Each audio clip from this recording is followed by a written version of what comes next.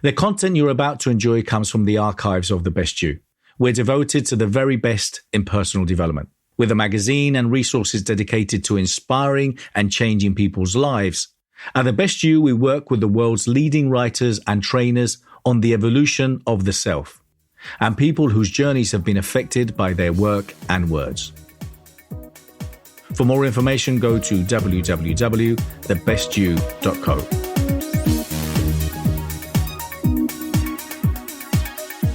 Okay, cool. Guys, everyone, thank you so much for being here. It's Bernardo Moya. I'm the founder of The Best You and author of The Question. And I'm very excited today to have, another lineup of phenomenal speakers and inspirers that are out there sharing their message and obviously looking at ways to reframe the current situation that we have. So, Naima, you're in the UK, yeah? Yes, that's right, Bernardo. Cool. And how are things for you? I love the way that you use the word reframe. I love the fact that you used it because it's literally been the buzzword for me for the past 3 weeks. It's what I'm talking to everyone about. It's what I'm doing on a daily basis. And so how it's been for me is I am using the frame of gratitude and opportunity. And I just feel so blessed because currently, none of my family members have been directly affected by COVID in terms of their health. And I'm just like, we have everything we need.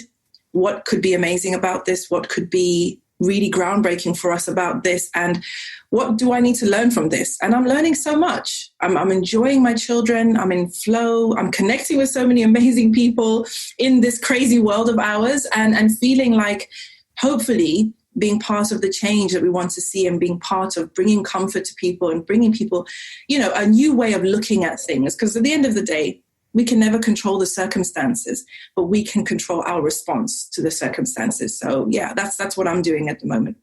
Absolutely. And we control what we can't control. And let me, so with Inspiring People, what we do is we bring a great resources to you with all sorts of people with phenomenal expertise. And literally, I've got a great lineup of speakers today. So I'm going to introduce Naima and Daniel, who are my guests already here with me. But apart from Naima and Daniel, I've got Christine Erickson, Kimberly Meredith, Angel Tusi, Johan, Inga Fritz joining me, Fiona. Harold might not be joining us because she's joining us from the UK. And it might be a bit late for her. Adelaide, Freeman, Sophie Savage, Michael Tabi Radi, who I'm looking forward to speaking to as well, Tim Cooper, Antoinette Jones, Ilse Passet, Karen Parker, Alan Stalvely, I've got also Gloria Cunha, Pam Sherman and Henry Morales. So we've got a lot of people joining us and they're literally coming in every 10, 15 minutes. Now, some of you already here, some of my guests are already here in Zoom. Just please bear with me. I will let you in shortly. I just want to give an opportunity to Naima. So Naima is the author From My Sister's Lips from Somalia, with Love and Boy versus Girl. She's the editor-in-chief of Sisters, the magazine for Muslim women. And then I've also got Daniel with me now, who he's a speaker, entrepreneur, and author of Prospects into Clients, an international leader in decision-making and platform speaking training. So Daniel, where are you based at the moment? I'm in London, as I was mentioned to you before as well. It's very interesting for me. I was thinking about that. What was the last time I spent over 3 months in one place without traveling anywhere, not even for a weekend? And I can't remember it. So this is one of the things that I actually love, the opportunity to do something different. And I'd love to spend a couple more words maybe later on about that as well. So yes, I am based in London. I do live in London and I am right now in London. That doesn't mean that this is not new for me, because of course it is a very new situation and for certain ways very exciting as well. How are you dealing with clients, with what you do now? How has it, if any way, had an impact? I mean, I know a lot of people that luckily they've been on the online world, and I'm talking from a business point of view, for quite a few years. But, a lot of us are transitioning into doing a lot more things online. How is it affecting you, and what are you doing, and how are you advising your clients? Yeah, so obviously there's been a few events that have been canceled, some of which were my own events that were not canceled, but either postponed or run online. And then other events where I was supposed to be a guest speaker. And again, this is an opportunity to innovate. I was lucky enough to be already online. So I was already regularly running online events, but I was also running a lot of live events in London. And of course, in the short term, the business is affected. But what I believe is that when something like this happens, it's not something that is completely ruining the momentum. It's not something that is taking us back. It's simply something that is taking us forward faster. What's happening right now is a catalyst. What's happening right now is something that is accelerating a certain process that was going to happen anyway. So the world was going towards online events more and more anyway. The world was going towards smart working and a number of different things anyway. This is the opportunity to truly innovate. So for all the people that haven't been innovating yet, this is really the right time. So it's actually kind of a help that is coming. And I know in the short term, it might be a little bit frustrating, a little bit annoying, but it's something that had to happen anyway. And guess what? The people that were not going online, at some point, they would have felt this even stronger without a trauma, without just a pandemic, just all of a sudden, simply, slowly but surely realizing, hey, I'm not online, I can't do business anymore. But right now, we're all on the same level. We all know we have to be online, and we will be online. And that's true for pretty much every profession. So I work with clients that actually have businesses that aren't simply or naturally going online as they could, but yes, they definitely can, and that's what we do with them. So figure out what angle, figure out what you can do that can be done online, and it's not just something temporary, it's something that you might want to do even later when the pandemic is over.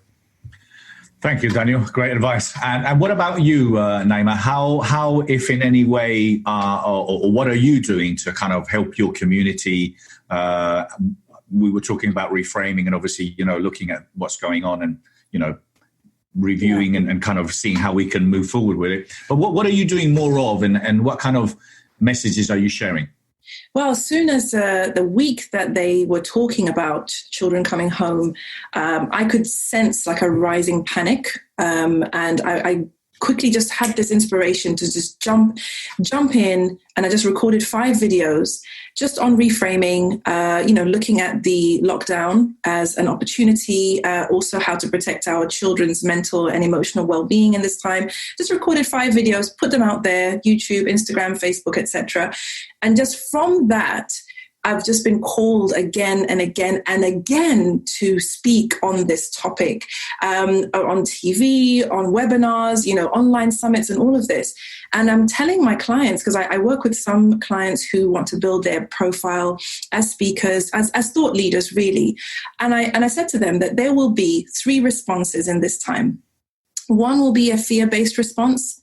And those are the people who will be panic buying, who will be kind of obsessing over what could happen, what ifs, the negative, and in that downward spiral, right? Then there are those people who will be based in denial. And so they just want to check out of this whole situation. And they're the ones binging on Netflix and, eating too much, whatever snacks and junk food they can get, right? But then there's a third group of people who are opportunity focused. And those people see that the world more than ever needs people who are courageous enough to lead and to stand up and be seen and be heard. And I said to them, it doesn't matter whether you have a small social media profile or a huge one.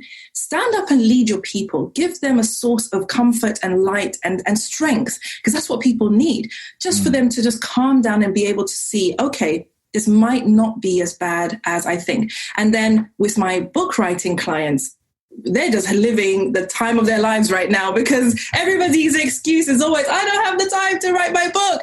Yeah. No excuses. Now is the perfect time. So I'm working with a group of women right now who are writing their lockdown book.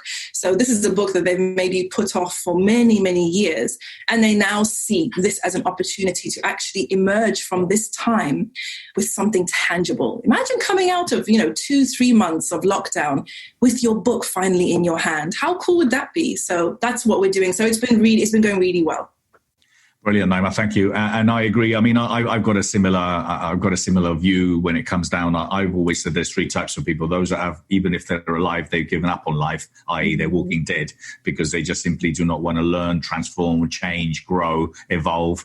And there's those that are looking, looking at what others are doing, and then there's those that lead. And at the end of the day, I think a lot of people tend to misunderstand leading the way, or becoming an inspiration, or becoming inspirational. You see, the thing is, it starts at home. If you've got kids, they watch, they see, they listen. So if you're being positive, proactive, buzzing, you're reinventing yourself, all this will be phenomenal, food for them, for them to change and transform their lives, and also look at you and say, look, this is what my parents did. So remember, everyone is watching, and honesty starts with yourself. So if you lie to yourself, trust me, you're going to get a lot more lies from other people too.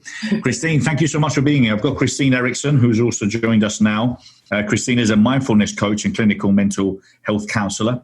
She owns the Mindful Lab, providing online and in-person coaching to help tech, mindfulness, and emotional healing. So, Kimberly, I'm a massive fan, and I've got to be honest, I've only really got into meditation seriously in these last couple of years, and mindfulness more. Not that I didn't understand it, but kind of like, practicing it. So, oh my God, do people need to be, taking some time to meditate? And I remember a quote that I read. The time that when you haven't got time to meditate, that is the time you need to meditate. And it's so true, and trust me, you have 24 hours, okay? And you can spare 10 minutes to literally, reset, reboot your mind. And okay, you're at home right now and you're stuck with your kids. You can still go into the car and lock yourself in there for 10 minutes. Right. Or you can do meditation with your kids. You can do meditation with your kids. Yeah, love it. Right. Cool. So what are you sharing more of, and what advice are you giving people? Well, Bernardo, if it's okay, I'd like to share one of my experiences that I think a lot of people that can relate to. I actually, just prior to everything kind of shutting down because of the virus, I had gone to Egypt for the Women Economic Forum to speak about mindfulness. And I had given my notice at my part-time job because I wanted to focus more on my private practice and wanted to build that up and spend more time with my kids. So I came home to find out that the other therapist that was taking my place decided against the job. And so there was no therapist there to replace me. And my husband also, it was recommended that he close his orthodontic practice temporarily. And so all of a sudden, our main source of income was gone. And I took on more hours at the part-time job in order to fill this big gap in our income. And so I went into it determined that I was going to have a great attitude. I was grateful for the opportunity that I had this other job, that I was able to be working and just was positive, being positive for my kids, being positive for my husband. And it kind of got to a point where something that you mentioned earlier, Bernardo, you talked about lying to yourself. And it finally just got to the point where I realized that I was grieving. I had gone through a huge change and loss, and I needed to acknowledge that. And so I was able to spend about an hour and a half with a life coach, doing some tapping, some emotional freedom technique, and just really verbalize all those things that I was feeling, because I didn't want to be in that negative space, and I didn't want to be sad and frustrated, and I wanted to have that positive attitude, but I hadn't fully acknowledged that what I was going through was grief. And we always associate grief, we typically associate grief with death, but we can also experience grieving with loss. And when we experience massive changes, we do go through a grieving process. And there are so many people out there who have gone through massive changes right now. And we want to have this positive attitude, but sometimes it can be helpful just to acknowledge first that this isn't what we planned, this isn't what we wanted, and we're, there are some feelings that come with that. And so you might be like me, that you just need to say it once and then you're doing great. I mean, just that one conversation made a huge difference for me. And I was able to get back to that place of gratitude for my opportunities, gratitude that I really do love that job that I was planning on quitting, and gratitude for the situation that I was in and the blessings that I do have. But some people, depending on their backstory and depending on the loss that they're experiencing, they might find that they're stuck And if you do find that you're stuck in that place of negativity, that's when you need to reach out to so many of the people that Bernardo was talking to today and last week and the week before. And, these life coaches, these spiritual leaders, and people who have the ability to help you kind of acknowledge what you're going through and then shift out of that into that positive mindset. So that's something that I kind of been working with people about. Well, thank you. And quite rightly, we all share grief in many different kinds of ways. And it's good to be able to have, the opportunity to be aware. For some of you that are joining us now, that are my guests, please, I'll be letting you in, slowly but surely. So please bear with us. If you are watching this and you're on Facebook, please make sure you watch Party, share it out there, because God knows that people need some positivity out there. I think one of the great things of now is that, a lot of people that are negative are at home. But they're still spreading the word. Yeah. So, my favorite quote, my favorite hashtag is #no negativity. And if you have some friends that might need it, share it with them. Say, hey, listen to this, my friend. So I think it's obviously about the mind. It's about obviously looking at kind of what's going on and understanding what's going on. I mean, I think I was talking to my team yesterday, and I was talking, for example, about the reality. I think we've gone, I think we're slowly, surely now into the reality of what's going on. At the first, I think it was all like, everyone's shocked, everyone's scared. Oh my God. Kind of like, let me go and get all the toilet paper, which is what happens, Now you can find toilet paper in the supermarkets. Everyone's calmed down a little bit. So I think now it's a time for reality. And I think this is kind of one of the subjects I want to be discussing with a lot of the guests today is okay, look, it's all okay to be fearful. We all deal with shock, in many different ways. Some people might need days, some people might need 15 minutes, some people might need a whole month. I don't know. But the fact is, this is a reality. And the fact is also, it is a new reality. Things will not be back. They will not be the same as they were. I do believe that we'll get all in big public places, but it's going to take some time, and we have to be realistic. So what is the reality now? And Daniel, what do you feel the reality is? What should people be doing now? Because one thing is thinking what they were doing, and one of the things I was talking about is that I'm a bit concerned that a lot of people aren't going to take advantage of this time. I really am concerned. A lot of people aren't going to take advantage of this time, and they will regret the things that they could have done, should have done, and didn't do. Well, what do you think, Daniel? Absolutely, Bernardo. That's completely spot on. And I want to share something that I learned from playing chess, because as some people know, I'm a semi-professional chess player. And one thing that we say in chess is a way to identify the difference between tactics and strategy is that tactics is what to do. Tactics is what you do when there is something to do. And the strategy is what you do when there is nothing to do. And love it. Being a master in engineering management as well, I realized that it's exactly the same in every other area, especially in business and in life in general. So a lot of people, and it's something that I see with my eyes every single day in my practice, a lot of people easily get stuck working in their business or working in their projects without really taking a step back and seeing the big picture and working on their business and so on. So right now, we have a great opportunity to avoid the distraction of the constant tactical play. So right now, maybe some coaches, some consultants, some experts were using all their time to really manage the day-to-day and simply see clients after clients after client. And what was happening is that they never had the time to strategize because there was always something concrete to do, some precise steps, step A, step B, step C. Right now, all this free time should really be used to strategize. So really seeing the big pictures, understanding what can be done right now that can have an impact later on, that can have consequences in the future. And the reason I'm saying this is not about productivity. Of course, it's a good moment to be productive, but there's no pressure to be especially productive right now. I'm really talking about having a different type of thinking. So thinking strategically rather than tactically. What you do when there's nothing to do is understanding the fundamentals of where you're at and where you would like to be and how you want to ultimately get there. So think about building a long-term competitive advantage.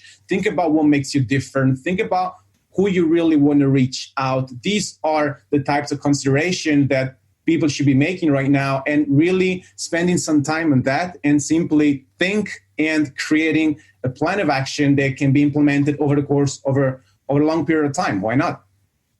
Daniel, that's brilliant advice. And I won't play chess with you. Okay. I'm just telling you that right now, my friend. I've been playing with a computer, like, doing some of these, and I try to put the level up, and I went down a level again. No, I'm joking. But I'm just saying is it's kind of like, so look, I think that's the thing. The thing is about, I do believe it isn't about putting pressure on yourself. I think a lot of the message out there, you have to write a book. No, you don't. You don't have to write a book. There's a lot of things that you don't necessarily have to do. But obviously, literally planning and strategizing and being solution driven and being part of the solution is what you need to do. And again, if there's a number of things that you feel that you could do or should do now, it is the time to plan it, because again, you don't want to be in a situation where you haven't reinvented yourself, you haven't studied new things, you haven't learned new things. And I want to talk a little bit about what we could or should learn. Now, before I introduce the new guests that I have, which is Angel and Johan. Naima, anything you wanted to add to that? Just really briefly, what I'm so grateful for in this time is the opportunity to redesign my life. And you said how, going back to, this is our reality, this is our new reality. And, some people are saying, how long will it be until we go back to normal? I can't help thinking that I hope we don't go back to normal. I hope we go back to better, that when we come through this crisis, that we don't lose the lessons that we learned along the way, that we don't lose what we learned about ourselves, about our time, about our families, what's really important. So anyway, I'm really hoping that we can all use this time to get clarity on the things that really matter to us, and then design our lives in a way that we can truly live cherishing those things, nurturing those things, building the things that really matter to us, not about what social media says or our friends say or even what the whole society thing, just you yourself. How do you want to walk in the world? What kind of life do you want to live? And spend some time now investing in the future, because a lot of people, I think, are in panic. They can't even see that there's a future. It's like, oh my God, what if? But it's like, it's okay. This too shall pass. As human beings, we've been through many of these types of things before. So redesigning my life, I think, and encouraging people to also just be as mindful when this is over as they are at the moment. That's great. And it is. I mean, you both hit on it. It's about thinking. I mean, you were talking about questions. For me, obviously, I'm a massive believer on that. It's about asking yourself empowering questions. If you ask yourself empowering questions consciously and unconsciously, you will start moving towards that, and write them down. Ask yourself empowering questions. And I keep giving people the example. You go to bed one night asking yourself a question or something that's challenging. And what happens? You wake up at 4 o'clock in the morning. I got it. So, we've got so much more knowledge than we really appreciate and understand. So I've got Angel Tusi. Hey, Angel, how are you? So Angel is an author, speaker, media and publicity specialist. She's also the CEO of Vedette Global, a media influencer training company. And I've also got Johan, a.k.a. the curator of health expertise. He's a cancer survivor, motivational speaker, founder and CEO of the UK Health Radio Network. And his mantra is good health is a choice. And apart from that, he's got some very cool glasses on, just like me. Angel, how are you? I am doing fantastic, Bernardo. How are you? Good, darling. Every time I see you, you look younger. I don't know what you do, but keep doing it. You look brilliant. Absolutely. How's things? Things are okay. I'm quarantining here in Denver, Colorado. My husband is here, my son is here, and for the last 3 weeks, my daughters were able to be here with us. So we're pretty blessed. Brilliant. That's lovely. Well, listen, it's a great opportunity. One of the most beautiful things is how many families are getting together, and spending time together. Sometimes, they might need to go to their own room for a little while, but at least us parents, we love it. We got them all in there. They can't run away. And don't do what Paul Boris does. He puts his kids in the car when he gets fed up with them. That's terrible. That's a joke. I keep saying that, and Paul Boris is a good friend, and I'm just putting that out there in case he gets... We used to stick them in their car seats when they were naughty, because they would be trapped in their car seats. We brought them in, and so they couldn't escape. So what are you finding you're doing more of now? What are you finding you're doing more of now with your clients, your customers, and you personally? I'm doing a whole lot more of this, Bernardo. I feel like I am Zoom hopping. At first, about a month ago, I was super excited to have my own teleporting machine where I could go from event to event with not sitting in traffic, not commuting. I felt like I was so productive. But after about a month of Zoom hopping, I now feel like I have ZF, Zoom fatigue. Yeah. Because it is so easy to just stay here in this space and to stay connected. I do. I feel like I'm busier than ever. So I am really working on that balance of stepping away from this and getting some exercise and getting some sleep, because it has been so easy to pivot and to stay connected thanks to technology. Yeah, no, absolutely. And I was sharing a little bit of that last week, kind of I found myself working. I mean, I've always worked long hours and long days, but I'm doing so much more now because, well, we're launching so many different things. Also, we're transitioning with a lot of new services and products very, very quickly. And personally, I've got my own careers that I want to take care of. But there's so much going on, and cats, dogs, fish. Everyone's on Zoom now. And that little red camera is every time you go on into Instagram or Facebook. So, and it's difficult because where do you focus? What do you watch? And I'm saying to people, it is not only it's important to compartmentalize your time, i.e., allocating time to do specific things throughout the day, have a routine. If a routine is getting dressed and putting your clothes on and then sitting at your desk and then going outside. I was speaking to a friend of mine the other day. He wasn't motivated. I said, well, why don't you go out? Because he's working from home like all of us. I said to him, get dressed, go out the door, come back in. And then you're at work, and then you go out the door and then come back in again. It's all anchoring and making sure that we are in the right frame of mind. But it is also important to make sure that we're watching the right things, listening to the right people, because there's too much noise out there. There's too much distraction, There is a lot of distraction these days, but there's also a lot more access to people we would not normally have access to. Yes. And so there is this balance. And I think, as we were talking about, how do you become that better you out of this? That there is an opportunity that what were those things that, before you came into this pandemic time, what were those achievements and those things that you had set up for yourself? We have more access now more than ever, but you're right. We need to time block. We need to have a schedule. We need to manage our time even more so because it is so easy to get distracted. Yeah, absolutely. Absolutely. Johan, how are you? Hope the family's all well. And so Johan's been I'm a massive fan of Johan, the platform that he's built with UK Health Radio and Health Magazine. He's a man that reinvented himself, obviously, because of his personal circumstances. But he's like many of you, because you guys are, okay, that's why you're my guests. You're walking your talk, you're genuine.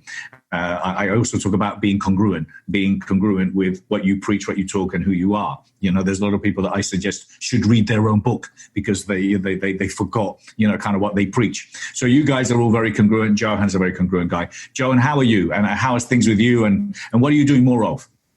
Hello, Bernardo. Thank you very much for having this. It's amazing. No, we're great. You can imagine it's not quite business as usual. It's threefold at UK Health Radio. UK Health Radio is a global platform. It's a global station for expert health and wellness information. So we've been really busy. Incredible, actually. We had more than 500,000 listeners in 2 weeks, which is unbelievable. So it's on UK Health Radio, as always, no fake news, anything like that. It's just the best information, true information on the widest range of topics available. And of course, coronavirus is now the big one. We've created a special page for it where as always, we look not only at the physical, but the mental, very important, and even a little bit in the spiritual side of things as well, So we've got on the physical side of or on the coronavirus page, just nutrient packed shopping lists, for example, which is so important. I mean,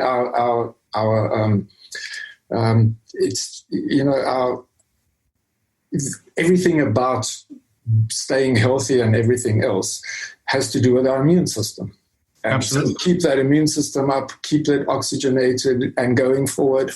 But we've had some amazing, we've had some amazing interviews as well. We've had the chief nurse of the NHS, Ruth May, has been on. But we have information, amazing interview as well with one of our presenters, antiviral nutrition, about antiviral nutrition, that kind of stuff. But not only, also setting up a home office so that you don't end up with a back problem and that kind of stuff, you know, setting up the office properly.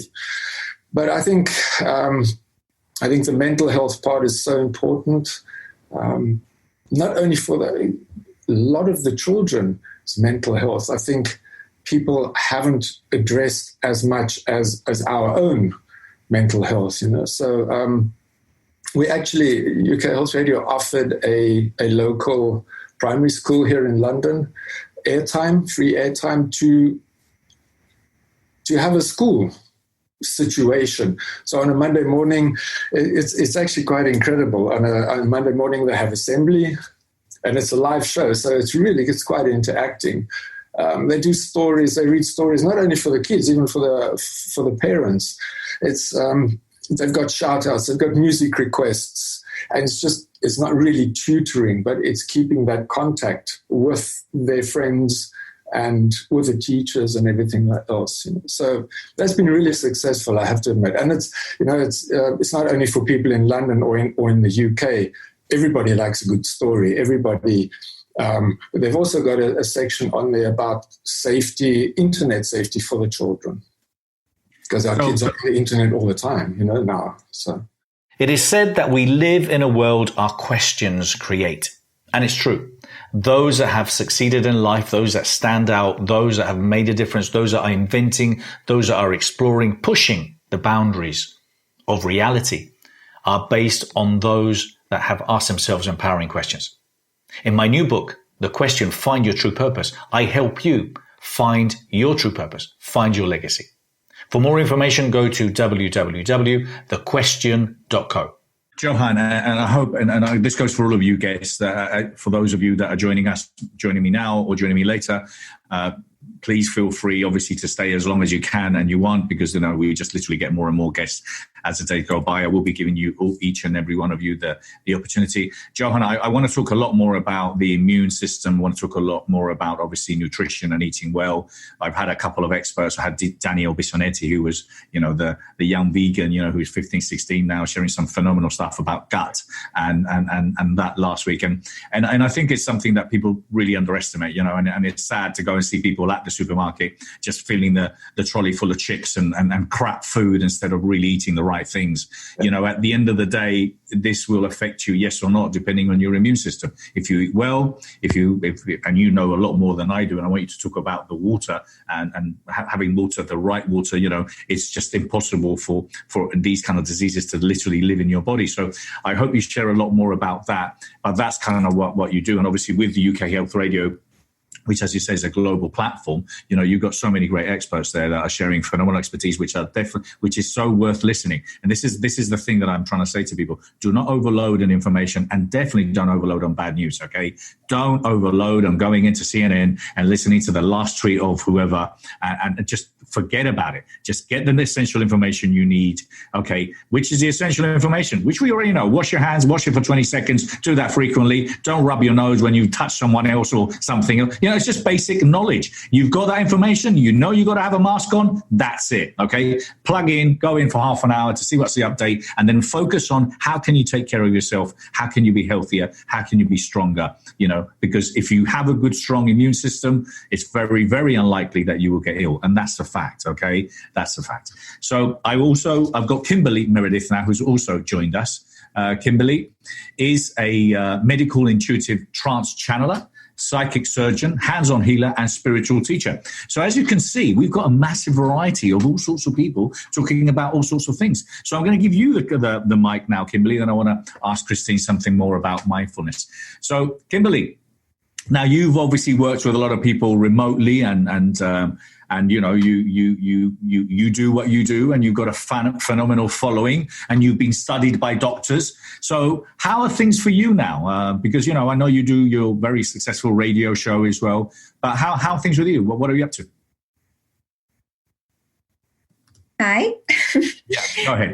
Yeah, well, things for me are, I like to stay in a frequency of the dimension, fifth dimension. And I like to help people get in that dimension and stay in the God frequency, which is, I feel God is a many different energetic field of magical frequency, which has many names for God. And so basically, I haven't stopped helping and serving people and finding with my scans, and you can look me up at thehealingtrilogy.com. It's my website if people don't know what I do. I have an intuitiveness through my eyes and hands, and I have found people with viruses, not just coronavirus, but other viruses that are going on right now, which is strep throat and other things. And you know, it's interesting, you know, before this even happened, we were having very low immune systems. And of course, boosting our immune system is very important and always has been.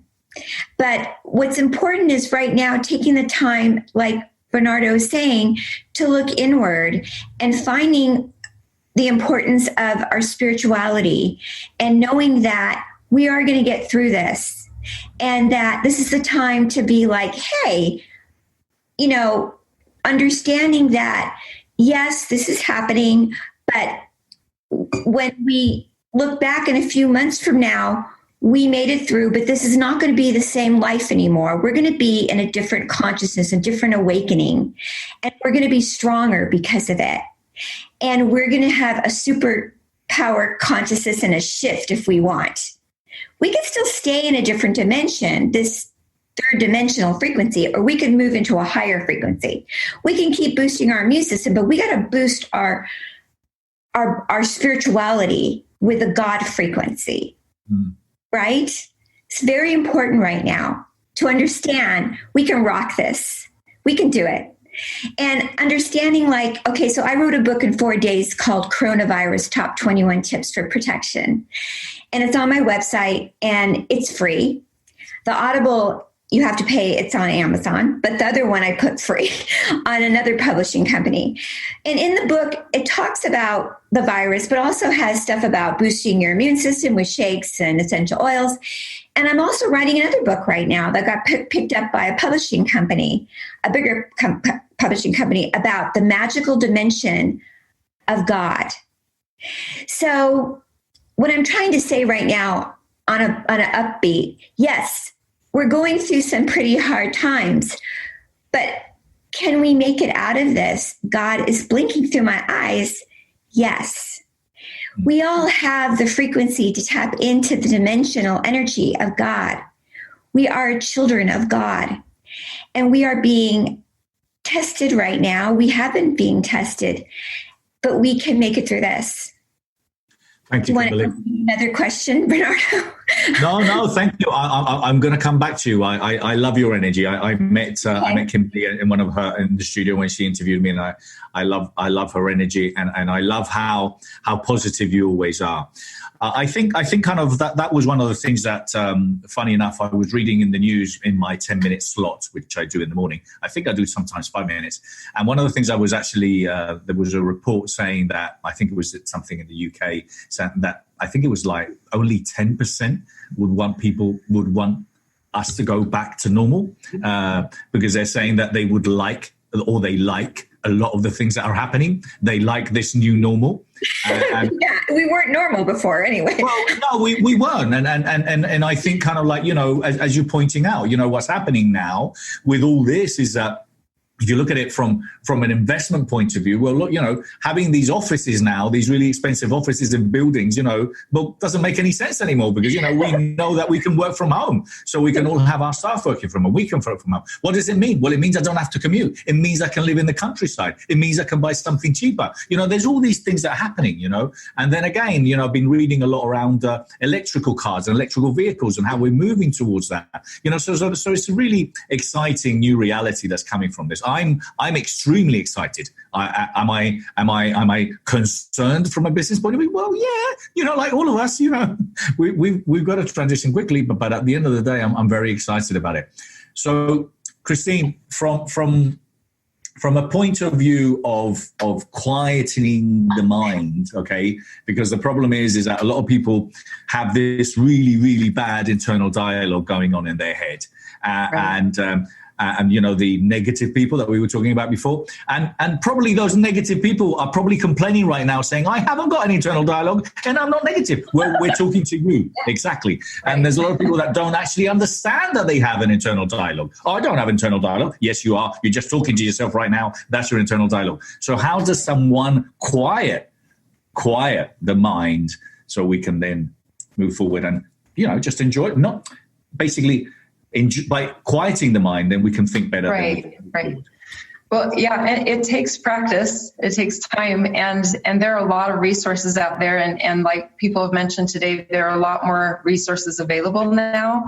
I know that there are resources all over YouTube. I've got mindfulness practices on a YouTube channel and my Facebook page as well. But really, it's about being present with your experience with whatever is happening. And a lot of times it's coming back to the body and what we're experiencing in our body, because our mind is so noisy. And if we can focus our attention on our body and what's in our present experience, and the thoughts are part of that too, but with that mindfulness practice, you learn to notice what type of thoughts you're having, or notice the patterns, and then let it go. You don't have to get sucked into that spiral or that story, and you don't have to be attached to that story. You can just be curious about it and say, oh, this is interesting. There's a pattern here, and maybe I need to let go of this pattern or watch for it when it comes up.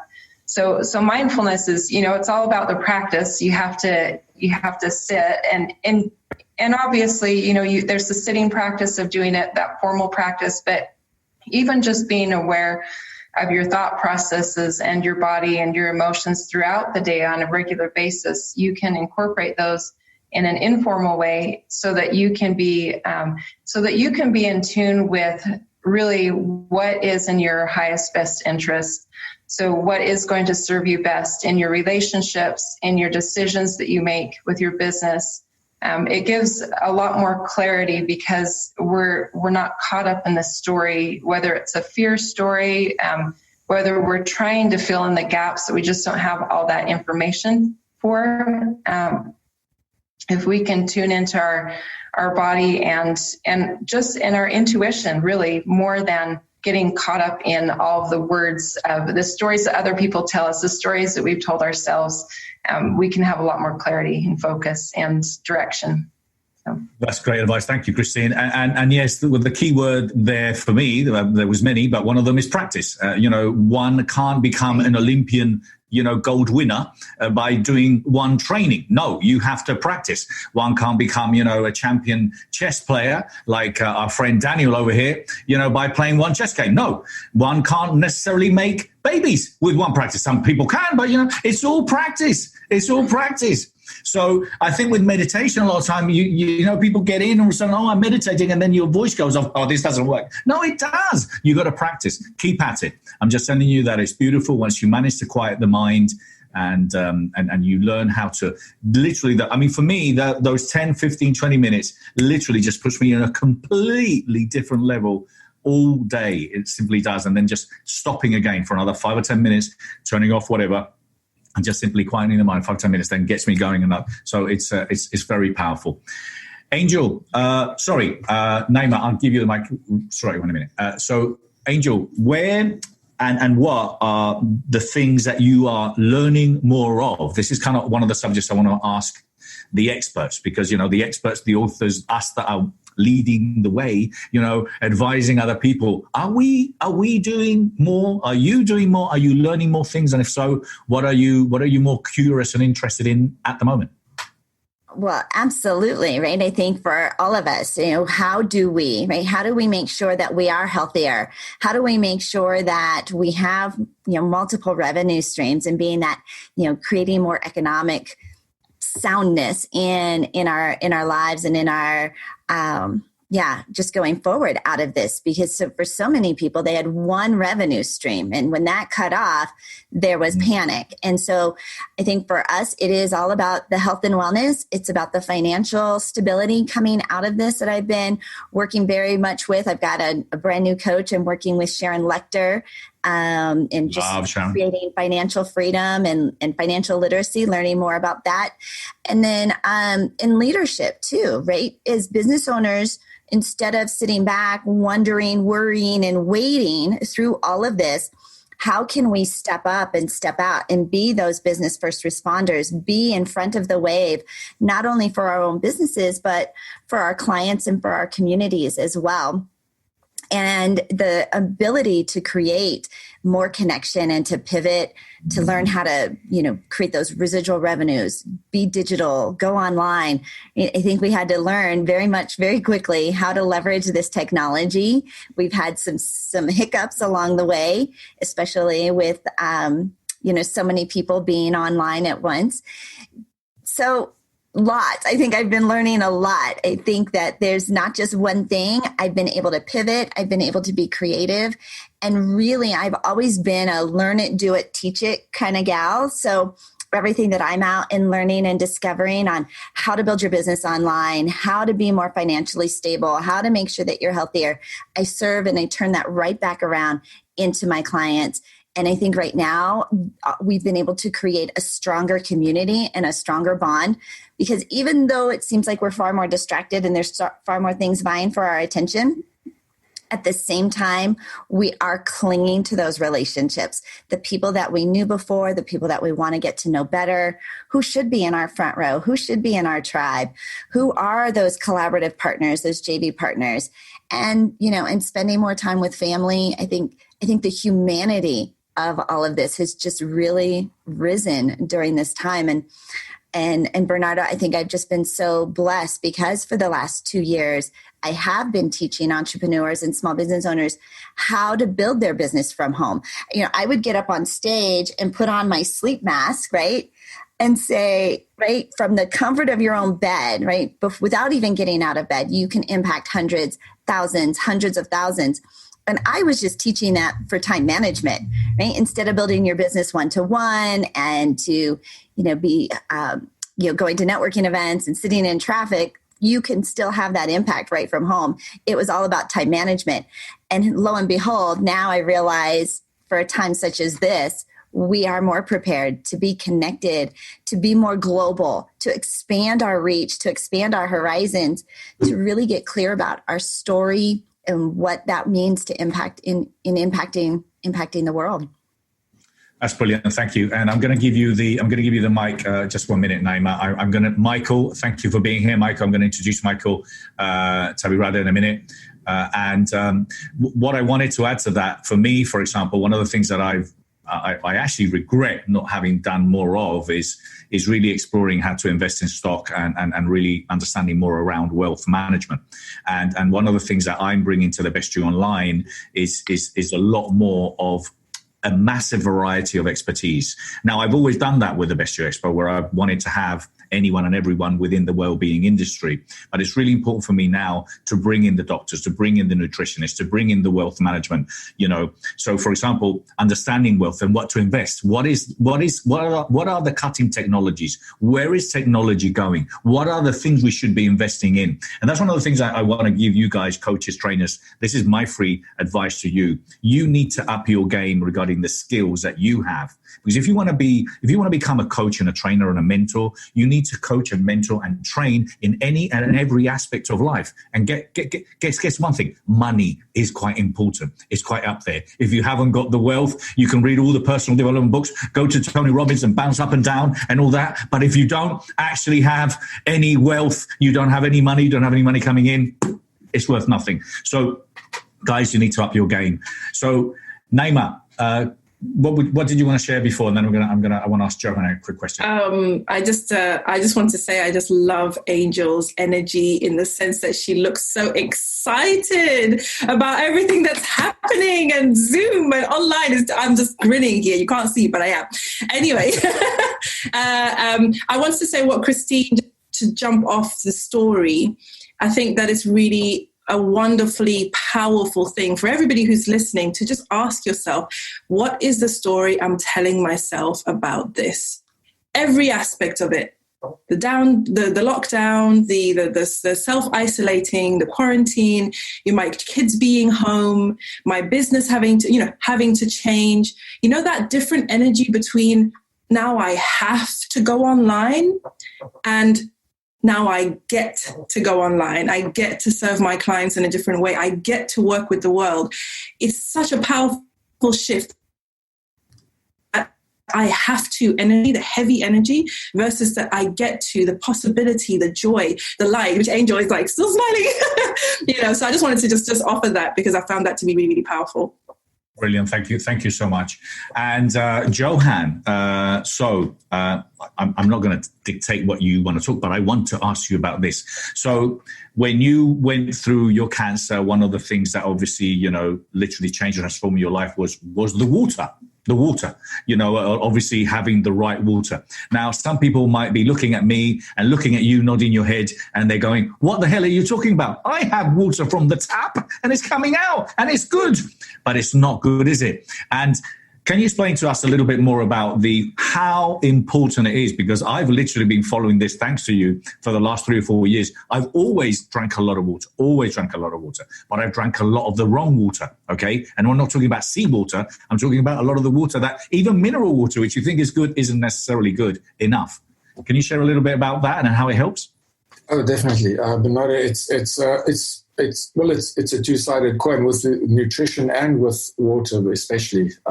It's so important that your water is pH balanced, so 7.2 or higher. So it's anything under 7.2 is acidic, and everything over that is alkaline. And if you alkaline your body, the way I did, I cured my cancer through an alkaline diet. I've been a vegan as well for about 6 years now, but it's just so important. Cancer cannot survive in an oxygenated alkaline cellular environment. A German biochemist by the name of Dr. Warburg actually won a Nobel Prize for that discovery in 1931. So this information has been out there for a very, very, very long time. Nearly 100 years now, and a lot of people don't know about it, which is unbelievable. Correct, absolutely. And so I'm living proof of it. I was given a year to live. That was 6.5 years ago. I'm fitter now and more healthier now than I've ever been. So it is just so... Living an alkaline life is just so important. And it's not only what you eat and what you drink. That's why I found Christine's section so interesting, because meditation plays a big part of it. It's not only what you eat, it's how you eat and when you eat. It all plays parts. It's all part of being that and keeping that alkaline bubble system within your body. That's perfect. Thank you so much. And I definitely want to come back to you and ask you a few more questions. Now, we also have here Michael Tabirade. Michael, how are you? Yeah, not too bad. Thank you. And yourself? I'm very good. Thank you. So Michael is the founder of the business and leadership brand Mastery Group. Mm-hmm. He's a coach, an author, and a practical speaker, helping self-starters and independent business owners on how to develop a strong brand presence online. Oh my God, Michael, do people need you? Let me just say, you see, the thing is, Michael coaches people, but the reason he is so successful is because he smiles like he's smiling now, and then all of a sudden, that's it. You feel great, and he's. I remember when I saw you the first time at the expo, you had that beautiful smile. I had to come and shake your hand. Thank you. So I'm glad you still got that smile, even if you're in isolation. How's things with you, and how are you helping your customers, and what's the advice you're sharing out there? Yeah, so it's been a very interesting time. Obviously, COVID has changed the perspectives, the mindsets of many people. For some people, it hasn't even changed their mindset at all. And so for me personally, I'm still keeping busy. And for me, it's about making sure that I get the message out there as much as possible. Because I can say for a lot of people on this actual live right now, the advice that they're giving has been advice that they've been giving for a long time anyway. But what this situation does is that it crystallizes the moment even more. And so when thinking about the sort of message that I give to my community or anybody who listens to what I'm saying, it's about focusing on honest impact. And that honest impact really means, how do you actually interpret this situation to understand what has been working for you, what hasn't been working for you, and what are the opportunities you can capitalize on. And sometimes when talking about opportunities, some people start thinking about money and, investing and all this kind of stuff there. But maybe the opportunity is just to look at life a little bit differently, that is more aligned to your values. And when thinking about values, I'm really focusing and focusing on things that are really important to you as an individual. Because again, lots of people, for whatever reason, had toilet paper high on their values. Yeah. It's crazy, but really going deep, like, is your values focused on authenticity? Is your values focused on honesty? Is your values focused on X, Y, and Z? So I've been really telling people to really sit down and diagnose their life in that way. No one should feel pressured to feel like they have to do anything amazing. If anything, they need to be put in a position where they can really feel comfortable about what's happening and plan their future effectively and intelligently as well.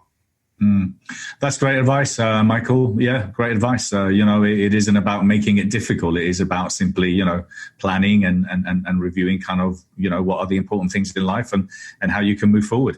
I've also got Sophie. Is it Sophie Sabaj? Is that how you pronounce your name? Sabbage, like cabbage. Okay, well, sorry, I was doing the French touch on this. Sophie. Yeah, it gets Frenched up a lot, but it's just like cabbage. Well, listen, if that's what it is, I normally get it wrong anyway. So whatever I say is always the wrong way around. Fine. So Sophie is an author, keynote speaker, and co-founder of Interaction UK, an award-winning consultancy and senior trainer with More Life to More to Life Foundation. So, Sophie, how are you, and what are you sharing more of now with your community? I'm doing very well, thank you.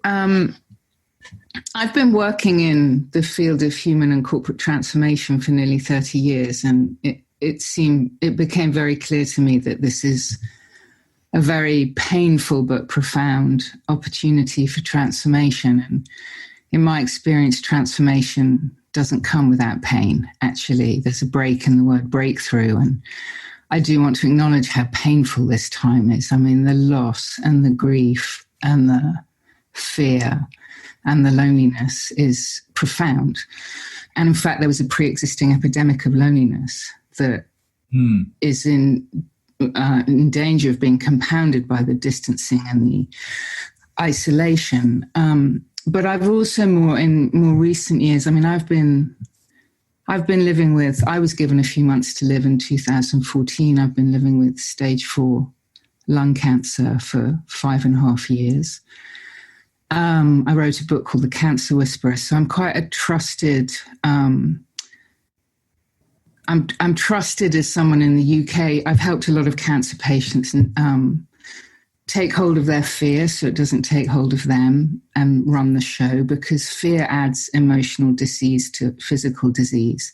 It also impacts medical outcomes. There's significant evidence to that effect. And, so this it's a very, I wanted to bring forward what I've learned living with cancer and helping patients navigate the emotional, psychological disease of a terrifying diagnosis. So I actually work with an educational charity called the More to Life Foundation, and we've launched a online masterclass called Transformation in the Time of Coronavirus. I wanted to call it love in the time of coronavirus, but that had been taken by dating apps. Yes. Dating websites. Yes. That was a shame. But it's a masterclass in shifting fear, loneliness, and grief, which seem to me the three primary forces that we need to address, because this could become the most unified, connecting experience we've ever known. The entire world is facing the same threat, perhaps for the first time. So this is a free for anyone on the front line. It's a pay what you can masterclass to make a difference and help people.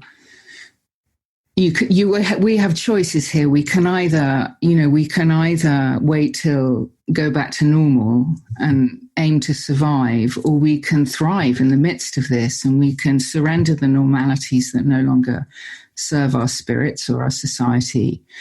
And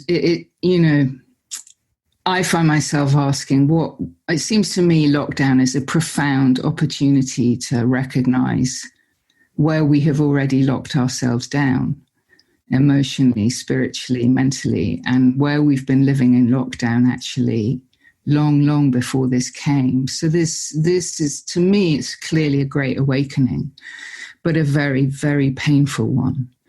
And so I want to contribute to that awakening, but I also want to support people through the pain, because the way out of pain is through it, I'm sorry to say. The way out of fear is through it. There's no going round it or under it. And, we need to feel all our sorrow and all our joy. And that's what it means to be fully alive, fully human and fully alive.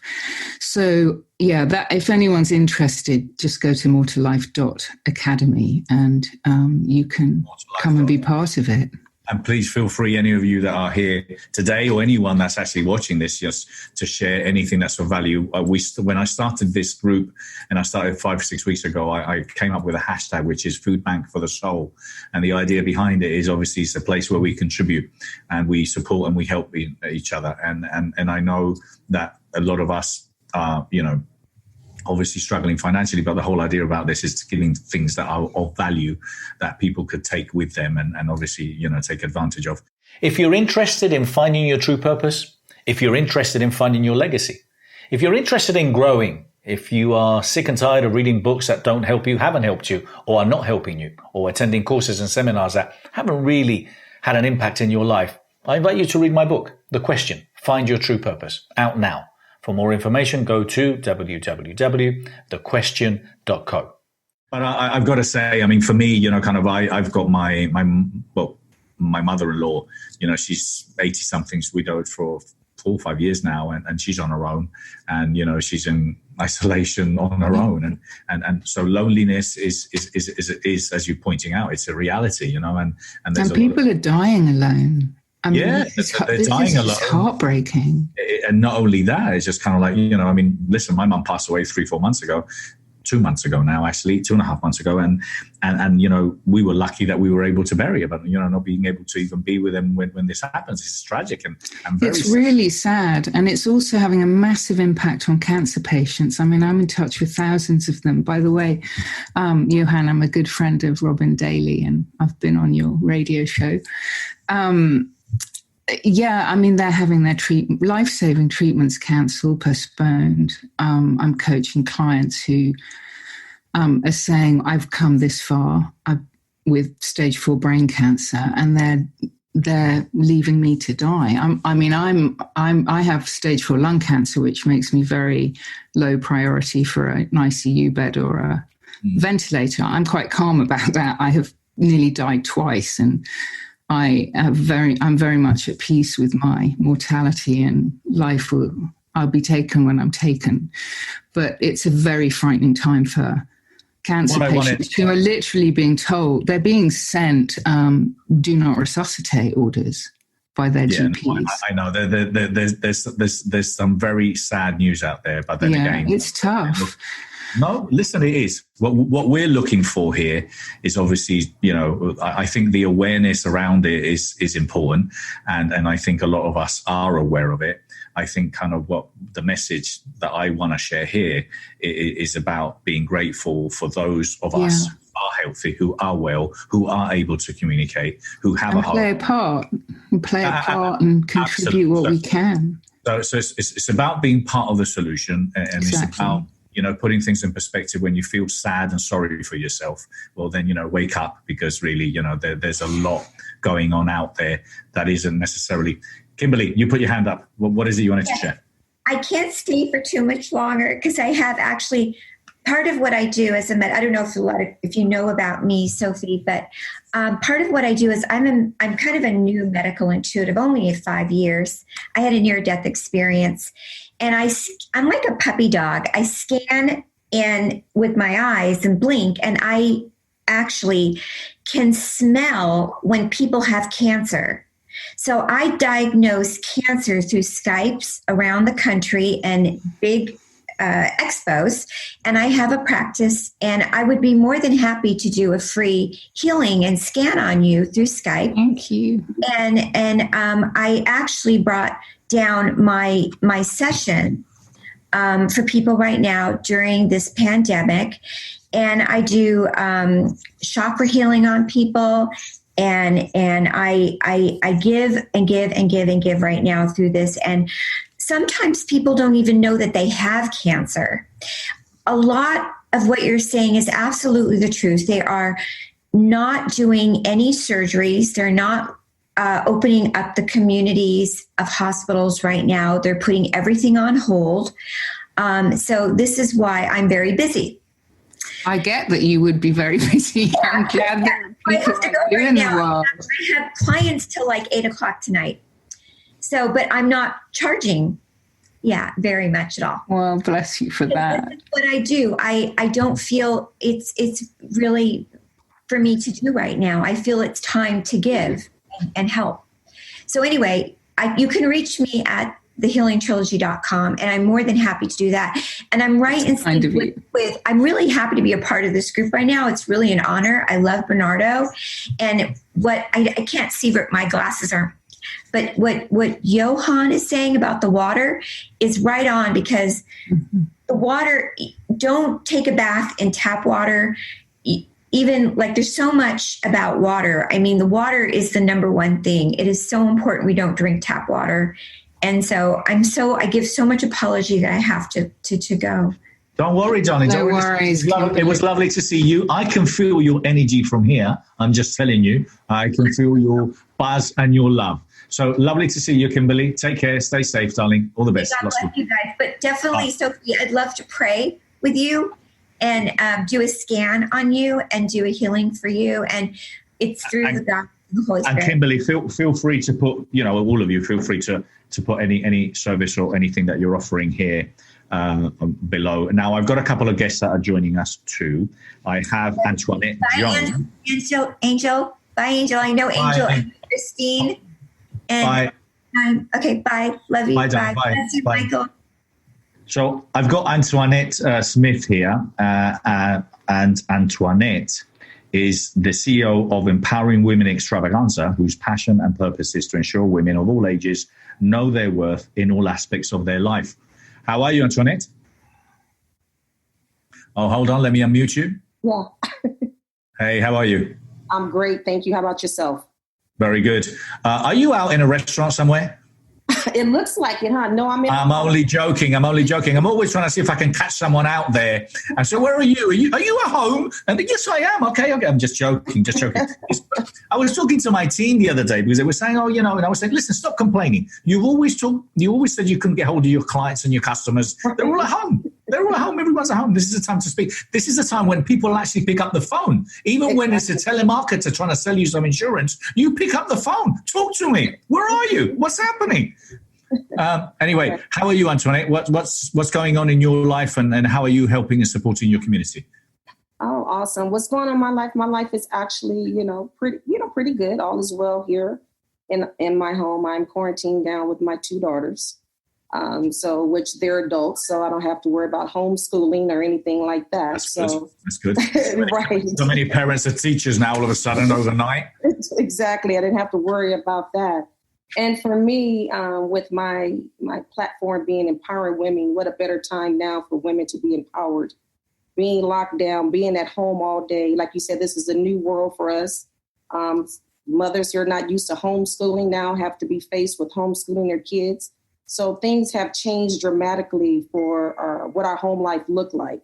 So now it's time for them to be empowered, to believe in themselves, to know their worth, because we are fearful, and it's okay to be fearful at this time. It's okay to, for a moment, say, you know, what's going on? How are we going to get through this? How is this going to change our lives? And what is our lives going to look like after this is over?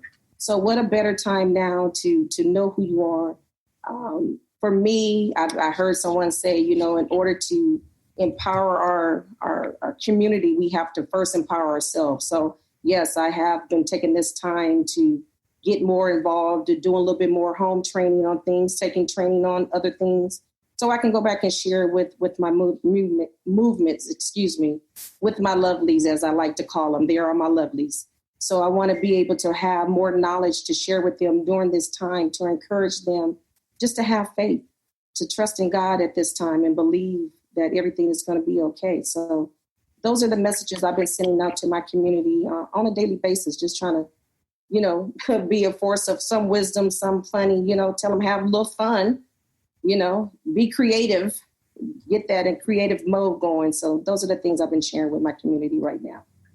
Brilliant. Thank you. Thank you so much. Michael, I wanted to ask you, now obviously we've been sharing in all these weekends with all the different experts around reinvention, and obviously, you know, looking and exploring, you know, hey, what's going to happen next with what's our 2.0. I'm probably on my 76.0 version of Bernardo, you know. So how does one continue? Because I think a lot of the time people struggle with the word reinvention because they think all of a sudden, cha-sang, it's a completely different you. No, it's not. You have assets, you have expertise, you have knowledge that can be used, you know, to simply enhance your skills and to be able to add more things to what you do. So how do you see, or what do you see are the important things when it comes down to being open to reinvent yourself, or, you know, to be able to create new revenue streams, to do something you didn't do before? Because there's going to have to be a lot of that. You know, that is the reality. Yeah, no, you'll realize with a lot of what I say, it is quite repetitive. And I guess in this instance, it's just being very honest with where you are right now, you know, because this whole experience just exposes what was already there, whether that is negative or positive, depending upon how you see negative and positive. So, for example, if you're looking at your sense of your sort of worth or values, you need to look at things like what excites you, what infuses you, what are the things that you actually hate, what are the things that actually drive you, and what are your sense of passion, so to speak, and really be sort of prescriptive with it. Because if you can start to detail and really write down what that looks like, you start to etch that sort of meaning in your mind. There's something known as the two growth of dimension model, which basically looks at doing and being. And usually when I do this with my coaching clients, they sort of like map out whether they were doing a lot of doing during certain years or doing a lot of being. And many of them do a lot of doing, but they haven't had time to really sit down and reflect. So reflection is definitely one thing that you need to start doing.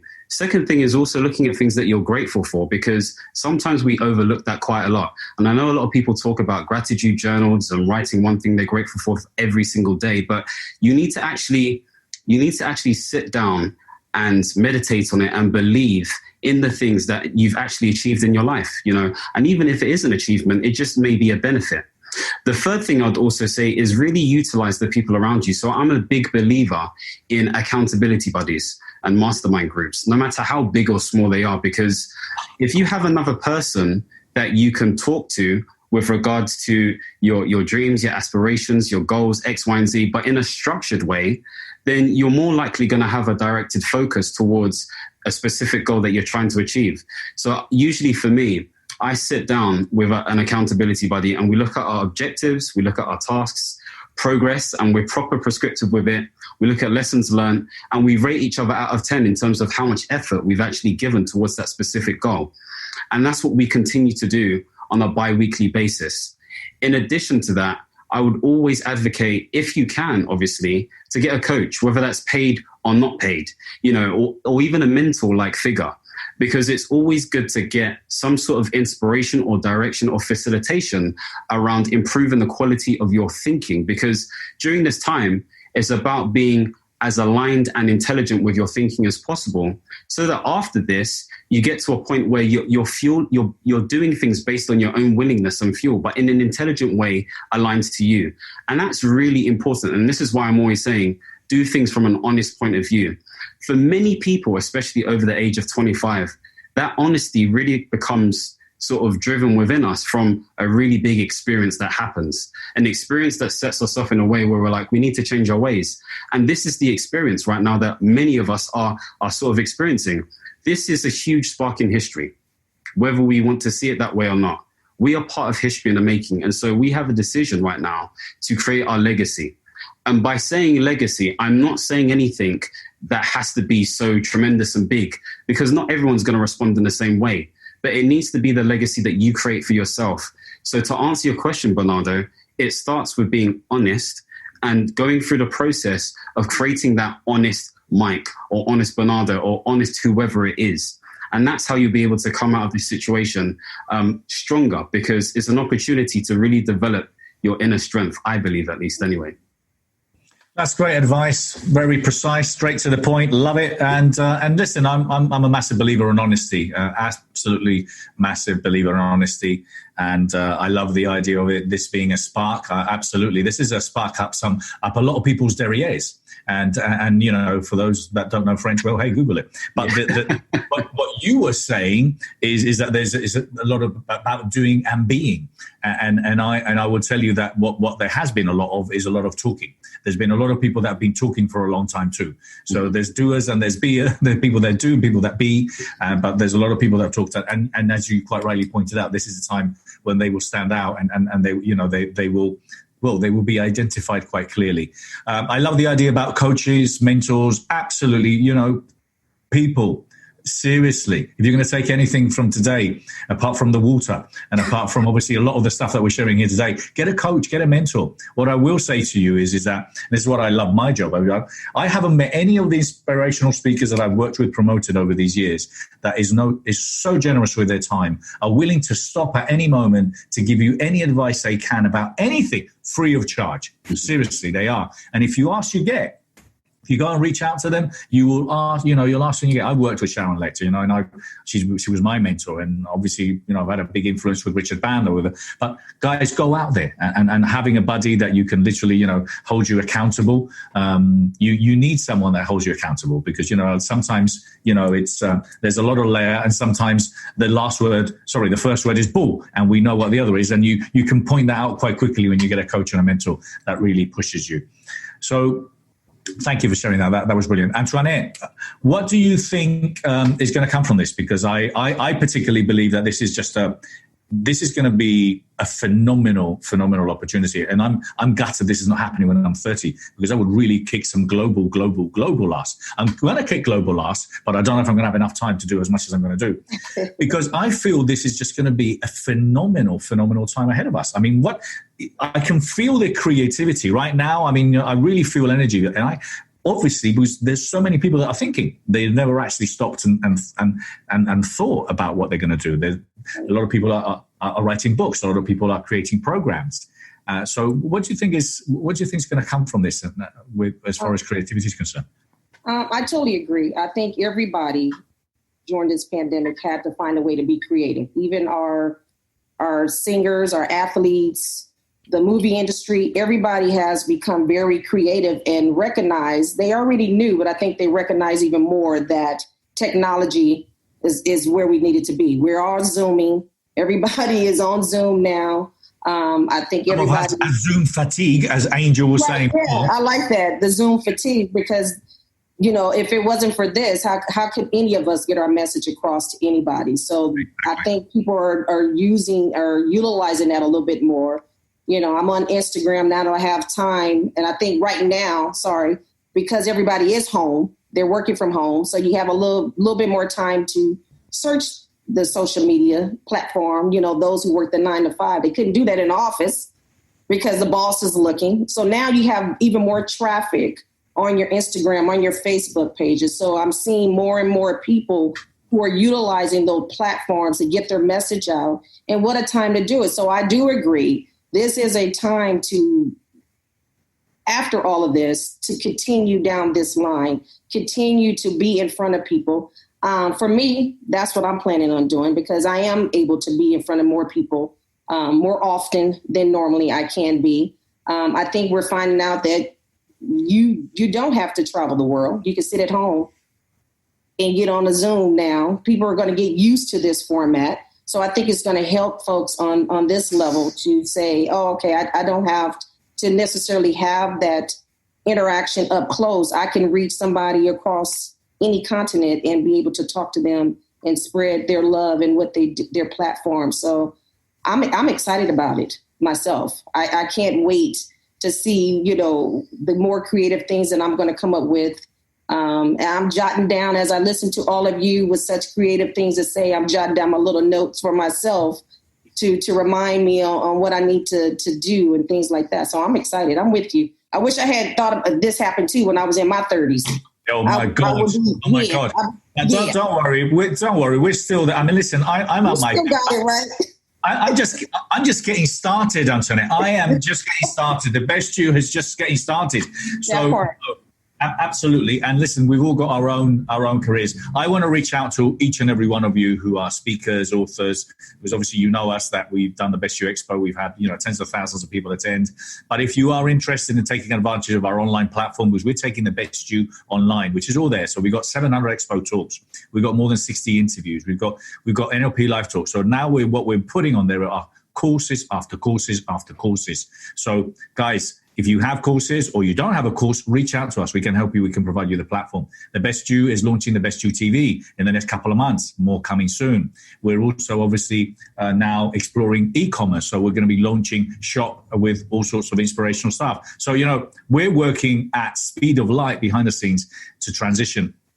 And I hope that each and every one of you do. But what I believe this is a time, and I think it's also happening, apart from this Zoom fatigue, is it's a time of great partnerships and alliances. There's beautiful alliances happening. And I want to encourage you guys, to really reach out to work with people, because it's very difficult to do it on your own. It's very, very difficult to your own. And it's very difficult to do it on your own if you're in your pants at home, even more difficult, okay? So you need to connect. Johan has a phenomenal platform.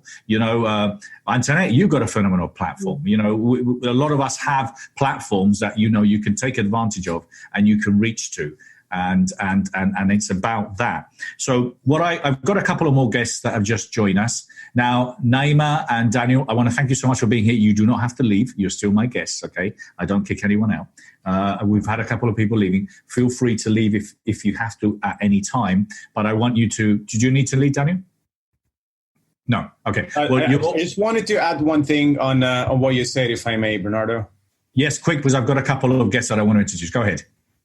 Yeah, so speaking of the importance of getting more training right now, and in fact, Bernardo, what you're currently doing is amazing, because you're really giving the opportunity to people to get training when they most need it. And a mistake a lot of people are making, and I hear that all the time, is that they think, oh, now I don't know when my next paycheck is coming. I don't have time. I don't have this. I don't have that.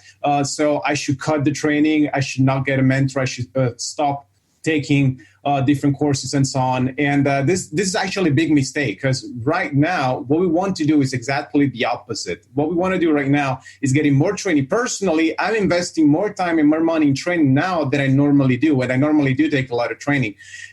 Because every resource spent on training now during a pandemic, during a recession, is worth at least double the amount that it's usually worth in general during quote unquote normal times. So it's truly a very, very important time. And just very, very quickly, I want to share one thing.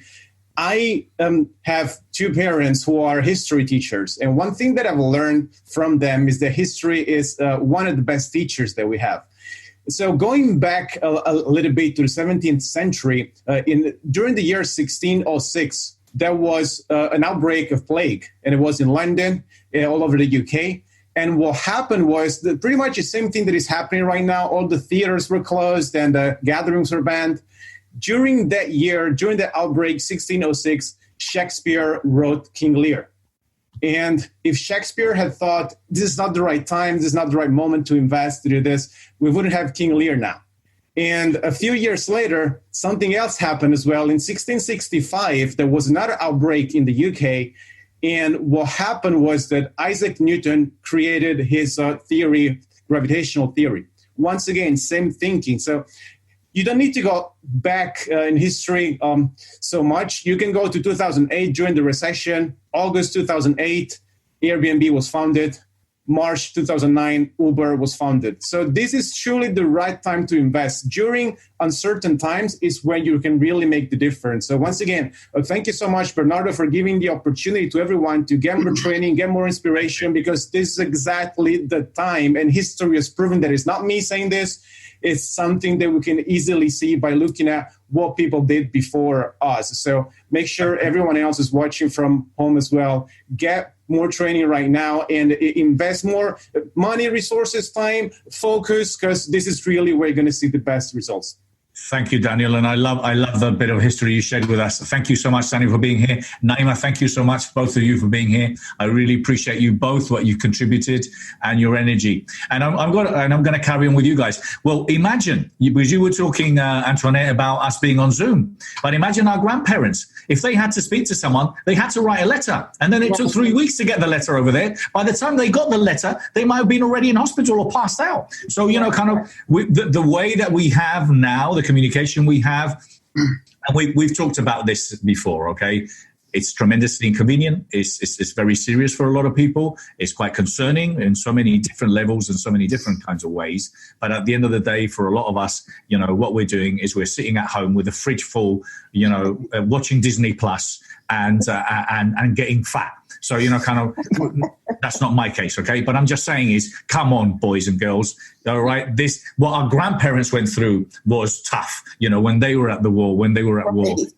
And when that happened for 5 or 6 years. So it's a completely different scenario. I want to introduce my new guests that are here, because there's some faces that have popped up, and you're probably thinking, well, who are these guys? Are they hackers? Did you hear what happened with Zoom when you had all these people coming in and it was people naked and swearing? So I just want to make sure that I want to tell you, first of all, that Zoom has taken care of that, thank God. So none of us have to check in, who's he or who's she? That's not happening now. So we're all safe. Alan Stalvey is the CEO and founder of Success Mastery Strategies, a Dallas, Texas-based firm focused on how to empower individuals and teams to higher levels of success and achievement. Welcome, Alan. How are you?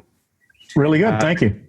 Thank you so much for being here. Then I've got Ilse. Ilse is a spiritual coach and life purpose expert. She supports people who are lost and unfulfilled by helping them get clarity, prosperity, direction, and peace. Oh God, Ilse, you're going to have so much work moving forward, aren't you? Because everyone needs some help. Absolutely. And then we've got my friend Tim here, who... Tim Cooper is the author, speaker, and specialist in life recovery coaching. Tim's philosophy is that you can never live a life of total fulfillment until you shift your focus to contributing beyond yourself. Now, I thought you had a little mini-me on your shoulder, but it's not, Tim. It's your book that's behind you over there. I mean, I'm always propping it up. This is the best time for opportunity. I mean, we only need to look in the background of yours, Bernardo. We're all doing it. I don't believe in that. I don't believe in that, Tim. So, Alan, where are you? How are you? How's things? Okay. Awesome. Thank you. Lovely to see you again, Alan. The last time I saw you was in London. Alan spoke at the Best You Expo in London. It was. And Alan, I've got to say, whatever you're doing, keep doing it. You look younger every day, my friend. How's things? Well, I think Angel does one better than me. I'm looking younger every day. I did point that out. I'm just going to use this as a plug. I've actually got a new podcast starting with Paul Barros called From Isolation to Inspiration. So it's a new podcast, and it's about interviewing top celebrities, but it's mainly about making fun of our crude reality. So I'm very excited about that. So how's your isolation going? Going great. But then, like you and all the rest of us, oddly enough, I'm busier than ever, working sun up to sundown, keeping extremely busy, busier than I had been before. Yeah, absolutely. So what are you working on more now, and what kind of advice are you providing? Because I know obviously a lot of the stuff you do is around mindset, and a lot of people are struggling, obviously, to stay focused. Even strong people, because the other day, it hit me a little bit because, kind of not because of the fact that, I knew we were going to have more time, because in my mind, I was already visualizing this was going to happen until at least May or June. But it was more about the impact that we're talking much longer, because, we're talking about months and months and months, still down the road. And it hit me. So I needed an afternoon off, and then I came back with a vengeance. So how can we stay strong?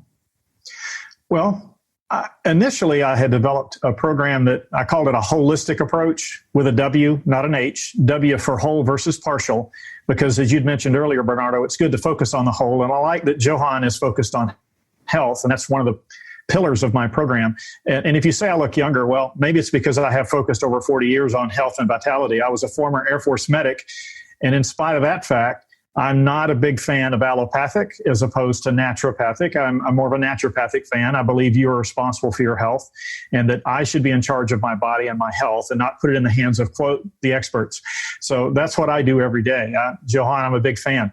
But with my holistic approach, Bernardo, I've initially focused on helping people do 5 key things. I call them the 5 key pillars to a life without limits. But I've modified that a little bit recently. But I started with developing a winning mindset, establishing a solid emotional foundation, creating supportive relationships, mastering time and task management, and boosting health and vitality. Because if you don't have a great mindset, all bets are off. If you can't build supportive relationships, you still can't be successful. You need to have a solid emotional foundation so you can weather storms like this. And you need to be able to master time and task management so you're efficient and effective. And if you don't have your health, none of the rest of it matters. So I considered those the 5 key pillars to a life without limits. But what I've done recently, and I had a talk just the other day, I was on with Brian Tracy and Bill Walsh, who you may know. I noticed that you'll be speaking with him soon. I, on that program, presented something I call the 5 keys to developing a plan of action that guarantees you'll be unstoppable. Because as Naima was talking about earlier before she left, I do see adversity as an opportunity wrapped in a challenge. And that mindset can make all the difference whether you're a victor over your circumstances or a victim of them. So what I'm focusing on sharing now is these 5 keys to being unstoppable, and it ends with developing a plan. But you need to first boost your resiliency, because if you don't have the flexibility to bend in the storm and in the winds, you'll simply break. You need to clarify your purpose and your passion right now, because there's no better time than in the midst of a crisis to be clear on your purpose and your passion. To establish clear, inspiring, and specific goals, because without them, there's no way to develop a plan. And then develop a plan of action that leads to success. And lastly, and equally important, is reprogram your subconscious. Because as you know, about 95% of our gut responses to situations comes from our subconscious pre-programmed operating system. And many of us need an operating system upgrade in order to get through a conflict like this and a crisis like this, so that our subconscious mind is supporting us and not sabotaging us. If you're interested in working with me, contributing, speaking at any of our many events, partnering, or licensing The Best You, for more information, go to www.thebestyou.co. Well, that's great advice, Alan, and I love the. I've got to say, we're going to have to talk about trademark, because our brand is called The Best You, Live a Life Without Limits. But we'll talk about that off camera later. I know I came up with that without knowing that you used that. I'm only playing with you. It's not mine either. So look, I believe in a life without limits. So we all do. So I think one of the things that you just shared there, and I use this analogy as well, that when it comes down to the old phone, which is actually just beeping right now, that's scary. One of the things that I've always said is that we're always ready to go to the Apple shop and queue for a day to buy the latest iPhone, or the moment we get a software upgrade from Apple, even if it's at 4 a.m, we've got to upgrade it, okay? But when it comes down to our software, we're still using the one that we used from school, reading the books 20, 25 years ago. Well, And that's what I'm saying is that we obviously have to be upgrading our software, constantly upgrading it, because, there's bugs in it and it's not working. Oh, yeah. And that's kind of, I completely aligned with that. Well, the way I used to work at IBM, I spent 25 years leading global teams with IBM, and I never thought I'd see the globe stuck at home. But one of the things with operating systems, as you were pointing out, is the operating system, whether it's Windows, iOS, or Android, determines what foreground. And if it conflicts with the operating system, guess who wins? The operating system. Now, you don't see it as often as you used to on Windows. It's called the blue screen of death, where something performed a routine or tried to execute an instruction the operating system wasn't happy with, and it took the whole system down. But that's what happens with our subconscious mind, is it's really in control. And so if we don't reprogram it, if we don't upgrade, as you were pointing out, our own operating systems, our subconscious mind is going to sabotage us instead of support us. If I could tell a quick story, I was raised in a dysfunctional family with an alcoholic mother who, while I was a preteen, attempted several times to commit suicide. Sometimes I had to save her from doing so. I had an abusive stepfather. He was not a fan of me. I was not his own blood. He said, blood is thicker than water, so I was really nothing. And he said, you don't have the sense God gave a jelly bean, and I have forgotten more than you'll ever know. And that didn't help me from a childhood programming standpoint to believe that I could be anything. And I had to overcome my childhood, quite honestly, in order to have any opportunity at success. Then I joined the Air Force, and while I was in the Air Force, I went through a lot of self-reflection, never psychology or psychiatry counseling, just a lot of self-reflection. I began to realize, hey, I'm actually more capable than I thought I was. I have abilities I didn't know I had, and I'm only me that there is. So I bring unique value to the world. And I stopped trying to put myself down and began to use positive affirmations to build myself back up. And one quick tip on that, if I may, is it's very easy to build your own personalized positive affirmations. It's as simple as this. Write down every self-limiting belief you have, whether it came from people telling you things that you can't do or not capable of, or your own personal beliefs about your limitations. Write them all down. I'm not good at this. I'm not good at that. And let's say that you wrote down, I'm a procrastinator. I never get things done on time.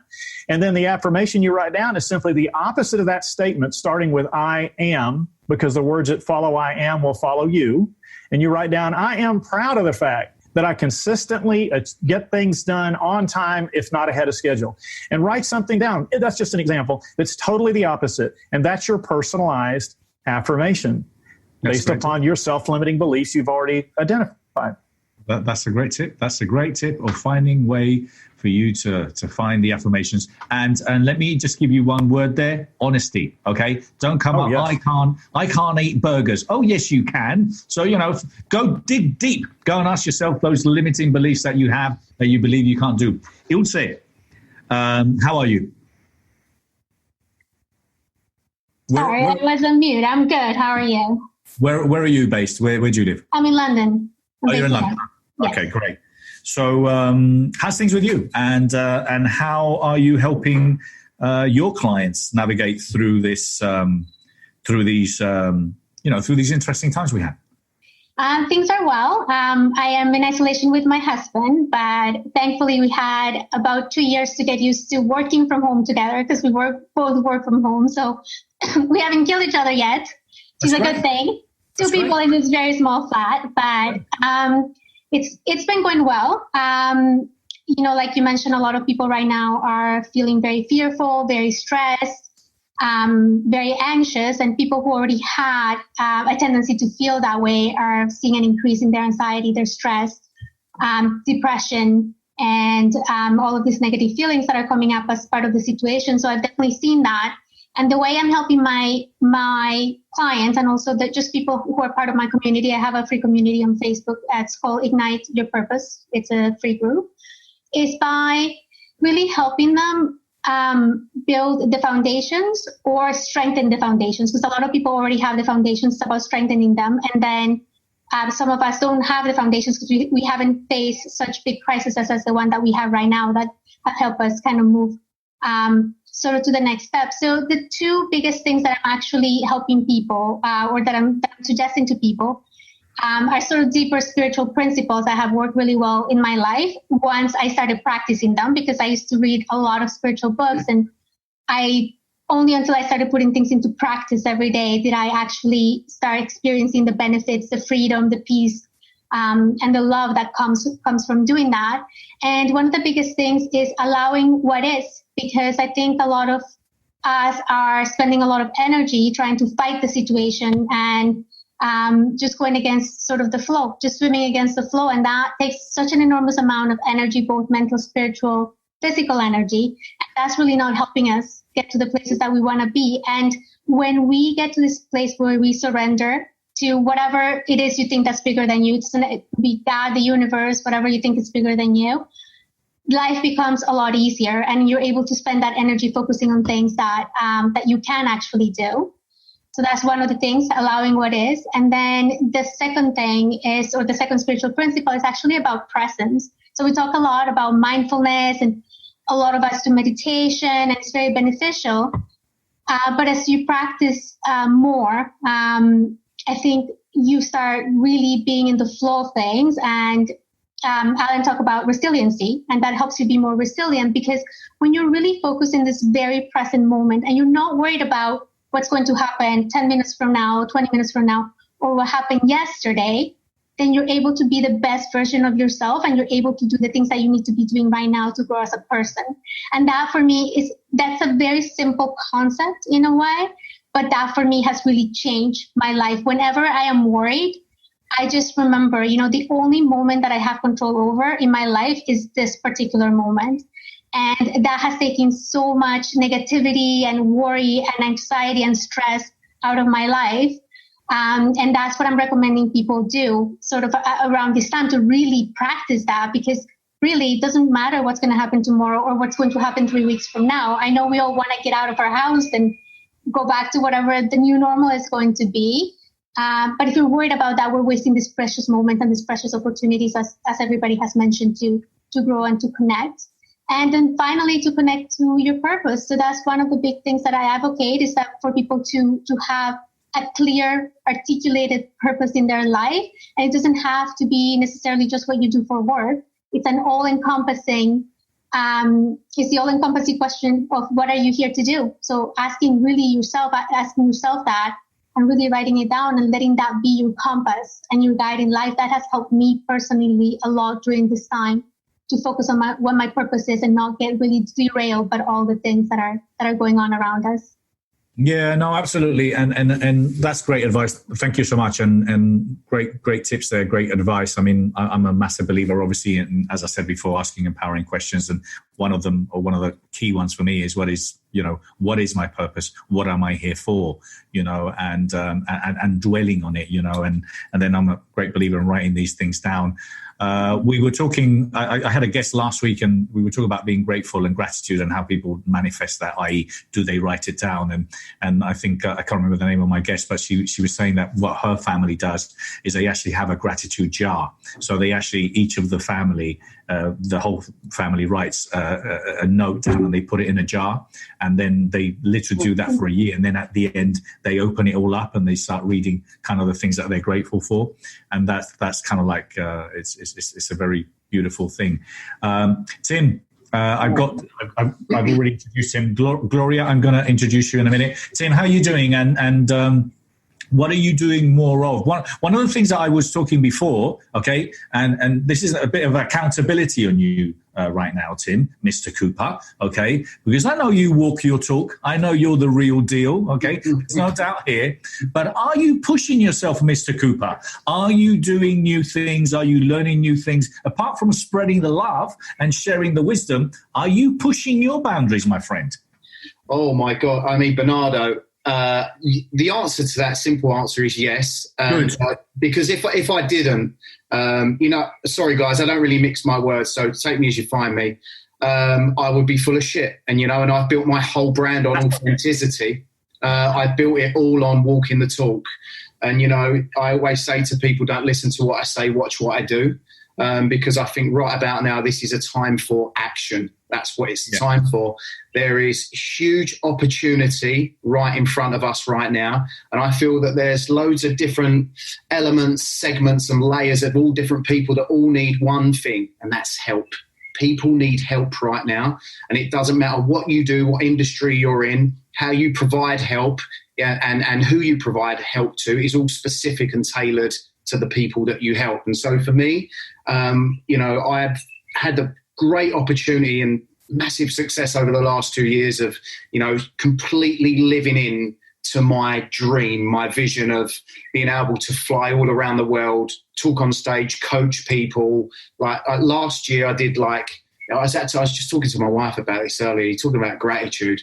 We did 12 different countries last year, coaching people one-to-one. It was absolutely phenomenal. And I'm not doing this to impress. I'm just doing this to express what's actually possible and what you can do when you really put your pedal to the metal. And so I think right about now, with the amount of uncertainty that's going on right now in the world, there's also opportunity. It's time to thrive, not just survive. I'm sure many people have heard that statement over the past 2 months, that's for sure. But I think right about now, what people are looking for is leaders.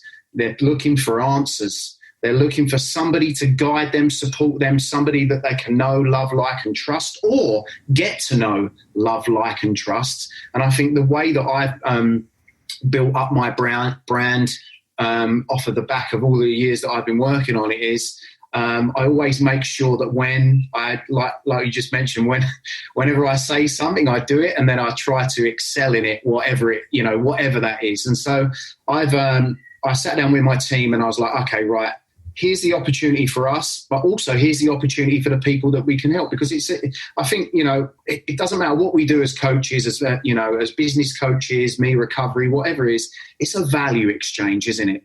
A lot of people probably that you're interviewing on throughout this time have gone through some form of struggle, lessons learned, adversity. Just listen to Alan there about his upbringing, and so that he's really used that as a springboard to get to where he is right now. And so the underlining and the underpin, the blueprint that we're all made of is why we're really on this call, really. That's why we want to serve people, go beyond and give beyond ourselves.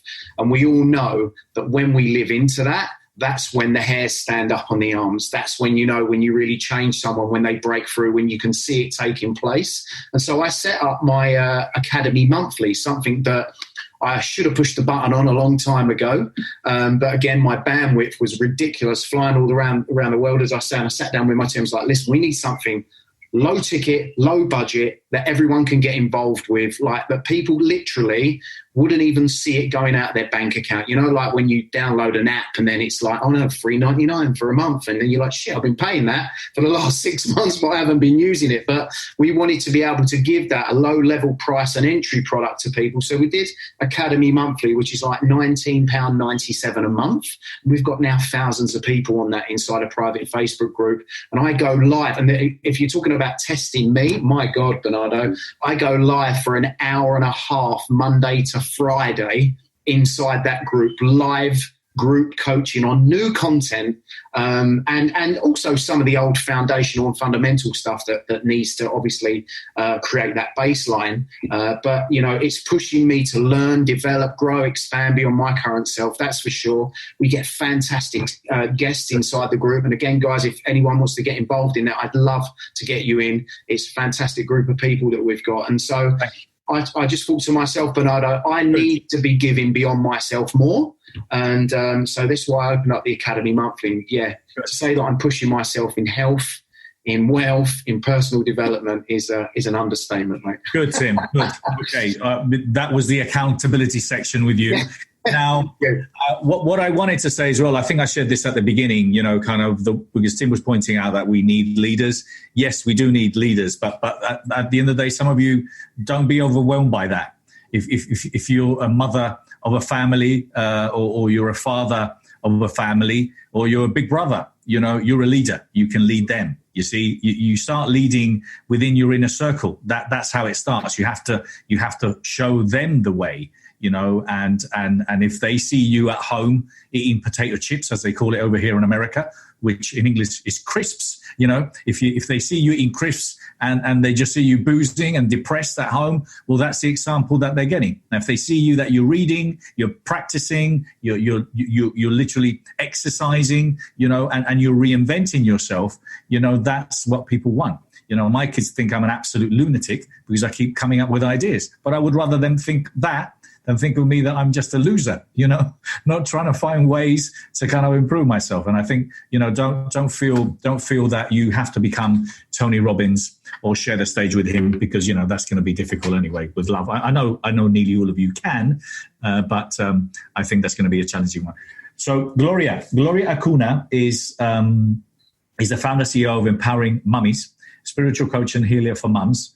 She empowers and heals mums to unleash the inner powers to live a life in alignment with the higher purpose. Now, I'm gonna give you the mic right now, but Johan, because I believe you're going to have to leave in a minute, what would you like to share with us before you leave? Because you're a man with few words, but when you say the words, you're very wise, and I respect you very much and very dearly. What would you like to leave us with? What do you think we should be doing more of, and how could we definitely, make an impact? And what way could we contribute? Bernardo, I think the most important thing that I've learned now as well, before as well, but now I'm even practicing it more, is everybody's always saying you've got to think about things. You've got to think about it. There's a difference between thinking about things and thinking into things. Thinking about things cause fear, anxiety, etc. Thinking into things brings you wisdom, if I could call it that. Mm-hmm. I was once asked in an interview whether I was grateful to cancer, and at that stage I still had it. So it was a really hard question to answer. But the thing about it is, it opened a door in my head. It opened a way of thinking that I hadn't done before, and I think that was the most important part of it. It's a conscious living. If we all just strive to be conscious in our living, I think we'll get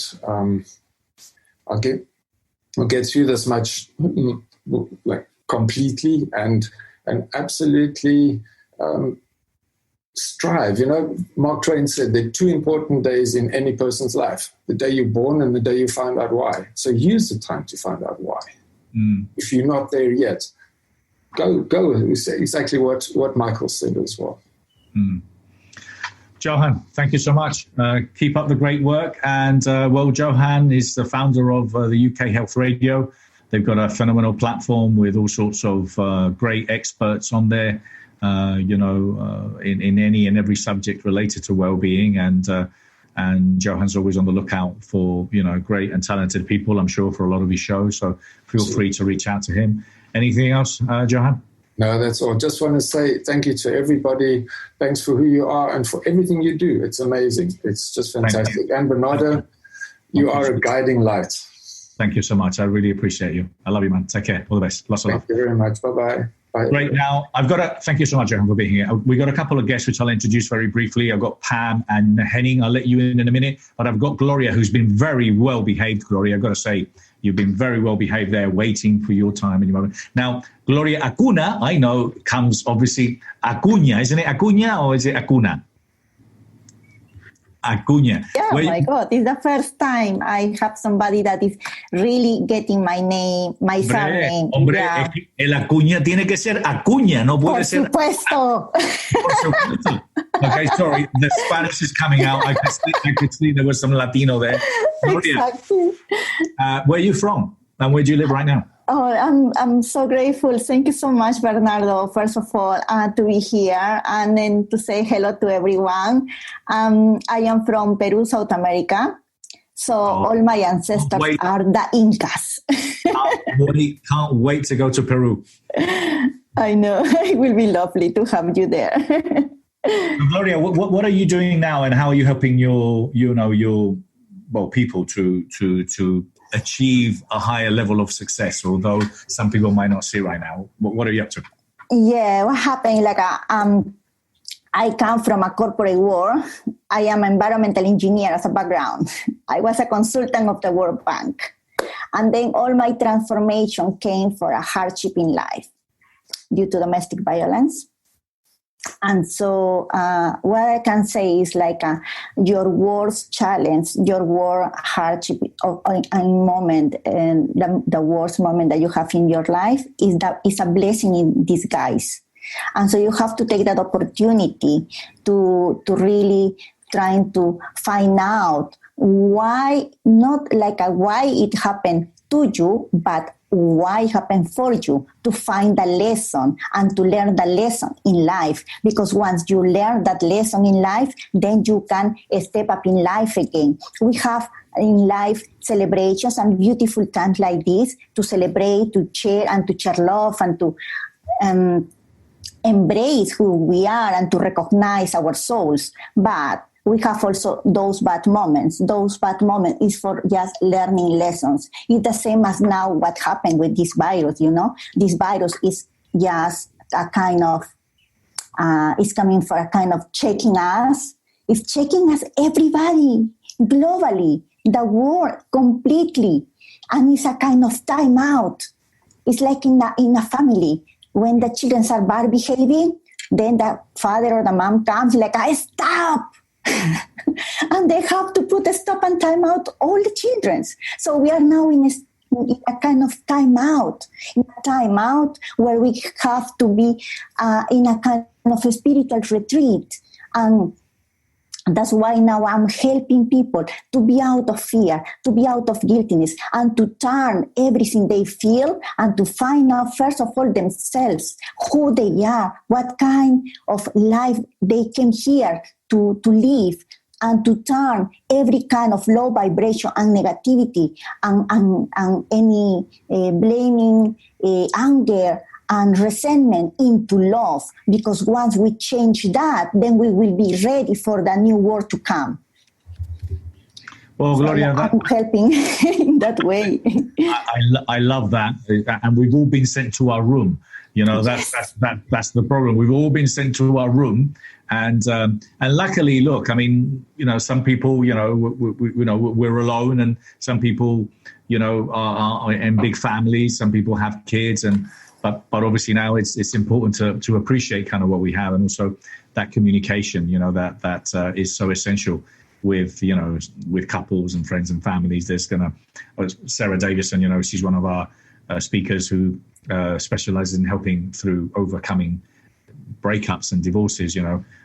She's like so busy because I think it was already happened in China after the amount of divorces escalated. You really got to know if you like him or not. Because, hey, listen, I wanted to marry you, but I didn't want to be living with you non-stop. I needed to get out. So, there's a lot of questions going on out there.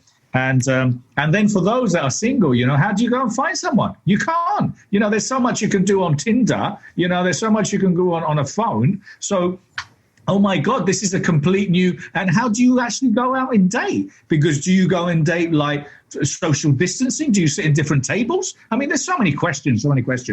Anyway, so let me get back to the topic before I get on one. So Pam is a certified personal trainer, fitness coach, author, and motivational speaker. Pam is a renowned for her non-response advice, infectious sense of humor, and resilient approach to life. Lovely to see you again, Pam. I've got to say, we met a little while ago now, but you look better than last time. So keep doing what you're doing. Keep doing what you're doing, Pam, because you walk your talk.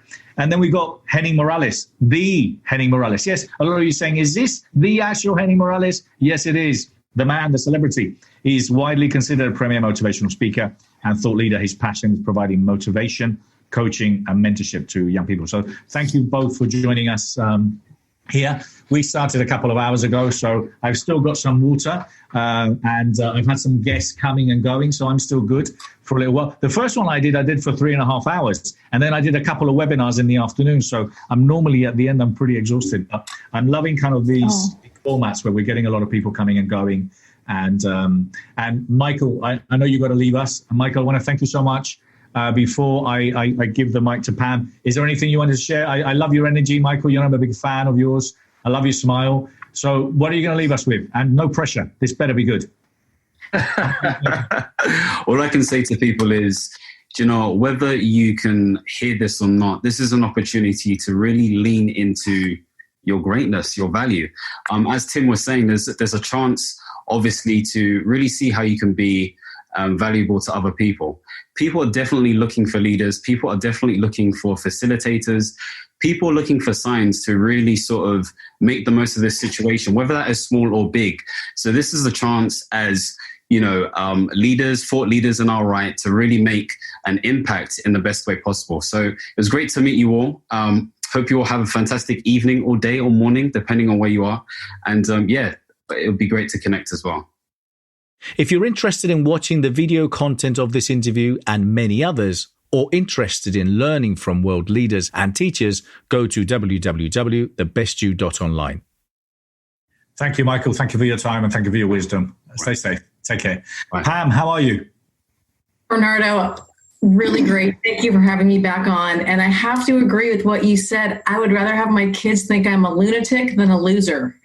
Absolutely. Any day of the week. And if they don't agree with me, do what my friend Paul Boris does. Leave them in the car. Not in the boot, but leave them in the car. So, Pam, obviously now to stay strong, to stay focused, to stay motivated, to stay on top of things, you know, having, you know, being fit is kind of up there. You know, because a lot of people, we talked about that. We spend our lives wanting to build wealth. And then, you know, we forget and ignore health. Well, not you, not me, but other people do. And then we spend the latter part of our life, you know, chasing health with the wealth that we've managed to achieve. So keeping that balance right, but also it obviously keeps us focused. It keeps us centered. So how important is it at this time, you know, more than ever when we can't get into the gym or do a little spinning class? It is more important than ever. And for my 23 years that I've been working with people, I don't have time to work out. That doesn't cut it anymore because we have more time than ever. So I tell people it doesn't have to be like our old mindset was go to the gym for an hour, you know, kill myself, take a 10-minute walk, on my YouTube channel, I have 5-minute videos, 10-minute videos, but get moving. Don't binge on Netflix all day long. You need to move your body for our mental state as well as our physical state. Absolutely. Yeah, so very, very important. And apart from obviously the fitness aspect of it, how more, because I love the humor bit. As you can see, I love a good laugh. And I, you know, I shared before that I'm doing a new podcast. I've got one already, but I've got another one called From Isolation to Inspiration, which is a little bit about, you know, humor, having a laugh. We take the piss, as we call it in English, you know, out of each other. But it's literally about, you know, making humor around the reality that we have. Because humor, there's a great quote that I've shared a couple of times from Richard Bandler, that humor is our invisible shield. And I love it, you know, because humor changes your state. You learn through humor. You remember people through humor. You know, so what do you bring when and how do you bring humor to your clients and customers? What do you do to them? I'm the no-nonsense gal. I mean, I'm 53 in a week from now, and I'm too old to beat around the bush. So I'm very realistic and very honest with my clients on, I had a client text me last week, hey, Pam, I'm walking by the donut store. And I said, picture that donut on your ass. And she started laughing, and I started laughing like, you know what? There's humor. You can find humor in any situation. And I'm not going to sugarcoat. I don't sugarcoat anything. Like Gloria said, your biggest tragedies can happen for you. You get to a point you're like, I got to be honest and I got to be real. And I love making my clients or people laugh and look at things in a different way. So I definitely agree with you 100% on that. Yeah, lovely. Great. Thank you. I just wanted to give the mic to Henning. You leaving, Tim? Yeah, I need to shoot off now. Okay. If that's okay. Cool. Well, anything you want to leave us with, Tim? Yeah, I would probably say parting piece of guidance would be two things, actually. Number one, get out your own way. And number two, get honest with yourself. Because this time is exposing weaknesses in your financial in the financial area of your life, in your relationships, in your fitness, in your self-awareness, in your productivity. So I would certainly start with those two questions. Number one is whenever I do anything, it's like, get honest with yourself. And I mean, get honest with yourself. Don't surface layer it. Dive deep, ask yourself why. If you have to ask that why 5 times to get to the real answer, then do it. Because if you don't, you're never really going to uncover, or you're always going to be plastering over the walls. You need to knock down the foundation sometimes and just rebuild. That's what it's all about. So that's what I'd like to leave you with. Thank you so much for the opportunity, guys. If you want to connect with me, thank you very much. I'll put that in the box. Thank you so much. Please do, and share it on Facebook as well, Tim. Thank you so much. Yes, absolutely. See you. Bye. Thank you so much. It's about, we talked about before about doing and being, and then we talked about a lot of people that are just talking. So, we definitely have to do. And also the thing is at the end of the day, and that's what's going to happen, Pam, and I'm going to give you the mic in a minute, Henning, is the fact is that if you don't exercise, you're eventually going to leave the apartment and people are going to see how chubby you've got, and then what? Oh, what did you do? You just spend your time eating donuts and chips. So, start exercising, start preparing, and be productive. Henning, how are you, my friend? Let me unmute you there. There you go. Doing fine, my friend. How are you doing? It's great to see you. Thank you for having me on. Everyone looks fantastic. I love all the words of wisdom. I've been taking notes. Yeah. Well, Henning, man, I don't know how you shower, but you always look sharp. You probably look sharp. You probably wear a suit when you get into the shower as well. So, Henning, I was going to ask you, how do you always look so sharp? But one of the things I was sharing before, and I want you to obviously share whatever you want, but I was talking about obviously now working at home and being in an environment where we're doing literally the same things, but we have to have, we have to compartmentalize and be productive and do things. Right. How do we get motivated to make things happen and not, fall in a routine and not take advantage of this time? Well, I love thank you for asking. I love what some of the speakers have been talking about, some of the panelists. It's really now is a really excellent time to learn and grow. And just, I love the idea of, going inside and introspection, but also learning new skills, learning new, take classes. Now's the time, like you have the time to really learn the things that maybe have been, on the back burner. And with technology, I can't imagine if something like this happened, Bernardo, 30 years ago or 20 years ago, like what people would be doing. It'd be real. If you think they're climbing the walls now, they would really be climbing the walls, because what do you do, right? And the fact that we have all of this information at our disposal to learn, I think that again, aside from what people have already talked about, which is, looking at your strengths and weaknesses and working on your weaknesses, becoming healthy. Obviously, if you're not healthy, now's the time to really break into that habit, as Pam has been talking about. It's so important to keep your brain busy during these times. And again, stay off the worry, stay off the problem. We know what the problem is. We know what the solution is pretty much. If you don't, you can find out in about 2 seconds. And then now you know what the problem is. Let's get a little bit more productive with our learning. I think that is probably something that I didn't hear other people really talk about, that I would say, go ahead and make sure that you get that list out of things you want to know about and start learning. Take the course, take the class, and take it from there. Yeah, absolutely. No, it's something that we have been kind of exploring around the idea of what is it what are you using, how are you using this time to learn new things, because I was saying from a coach mentor point of view, we also have that responsibility. We have to be upping our game so we can provide our clients with the best advice, and that might be on new technologies, on things to invest on some new software that you might have come across with, because there's lots of exciting new softwares that are being developed right now.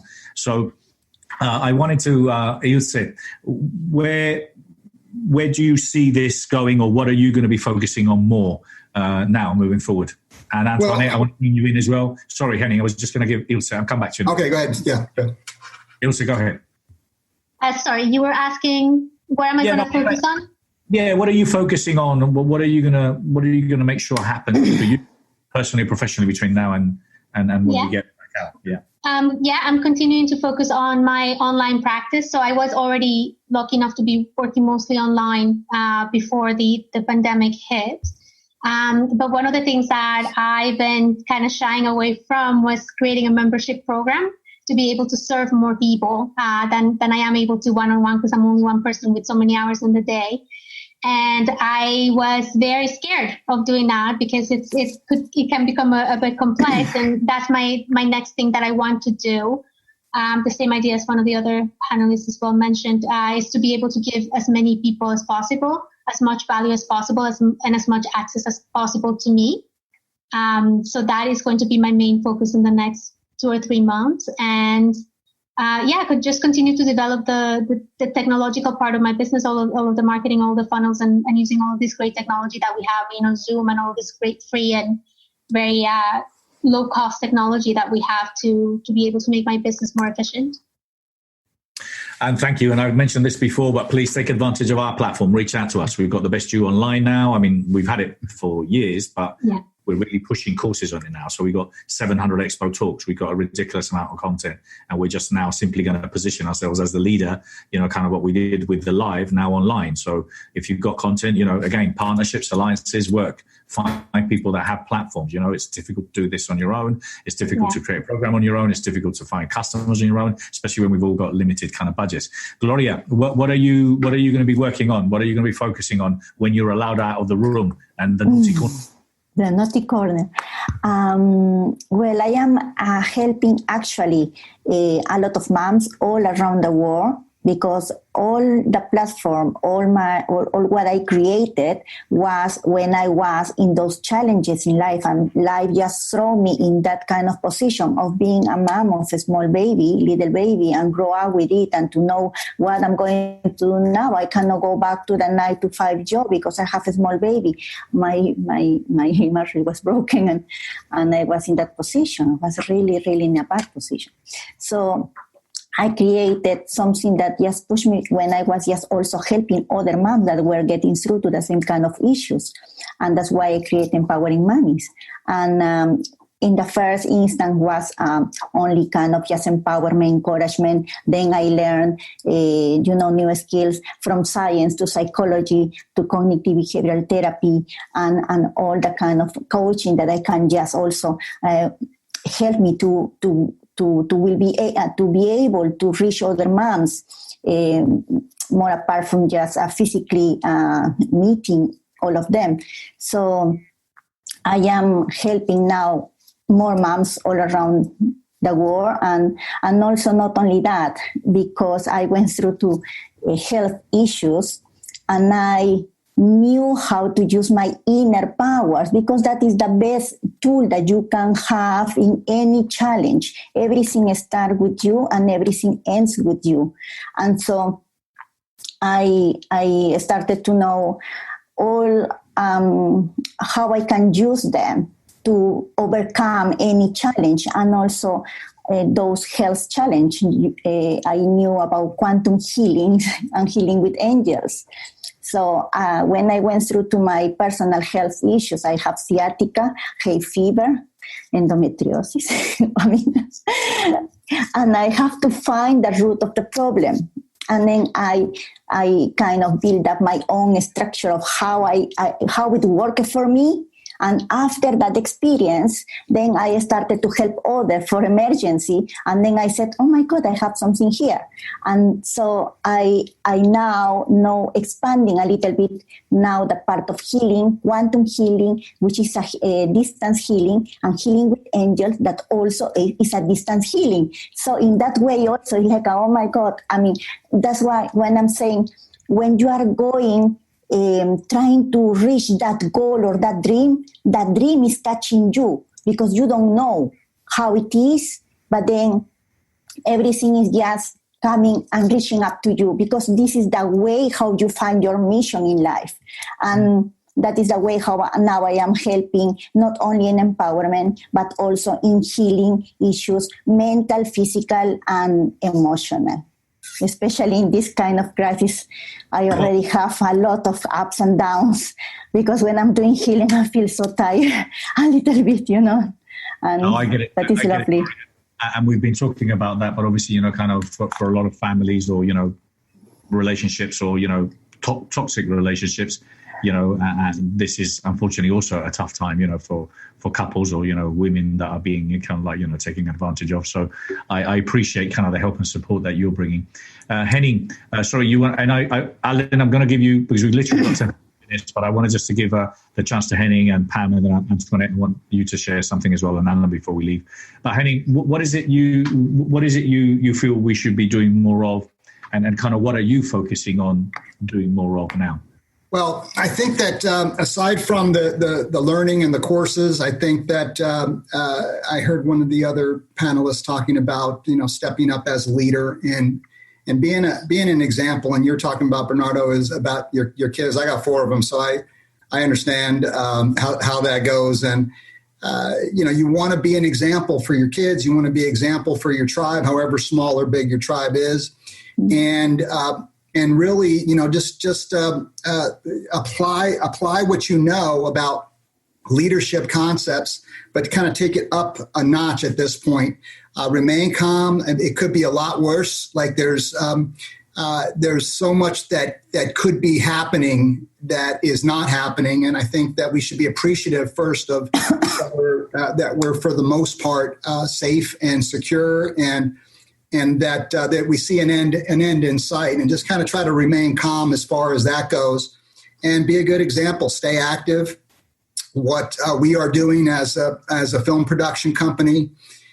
Fortunately, I had a chance to finish 2 films before all this happened, and now I went ahead and learned. Again, you learn how to do things when you need to. I learned how to do remote control editing, where I have 3 editors, and they're in different parts of the country, and we've been finishing these movies through that method. So I'm here with my computer, they're with their computers, and we're continuing to be productive. And if this wouldn't have happened, these movies probably wouldn't have been finished until after summer. Now they're almost done.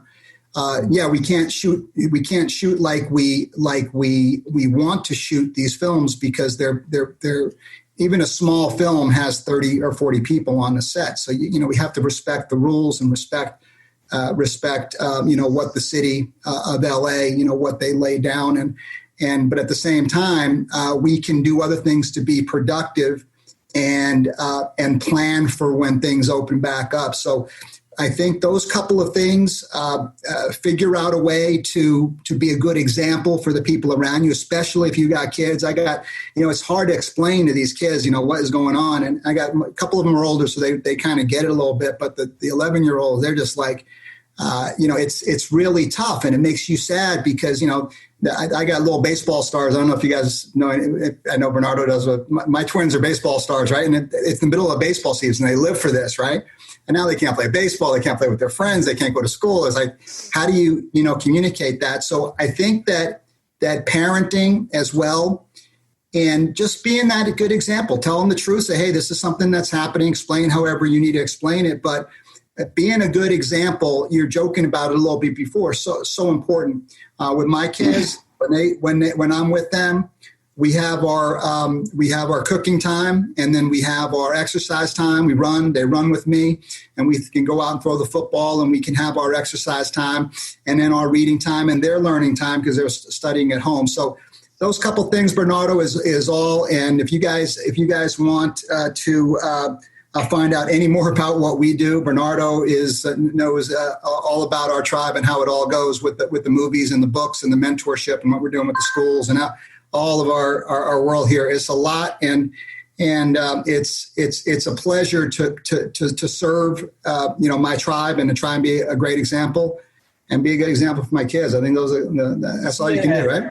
Thank you so much. And really important, but I think it's also I mean, luckily, I think that the first thing I'm really happy is I'm not schooling them. I'm their teacher, because that would be terrible for them. I mean, I would really worry, because I could really mess them up in 2 or 3 months. So I could not educate my kids. I'm very happy about that.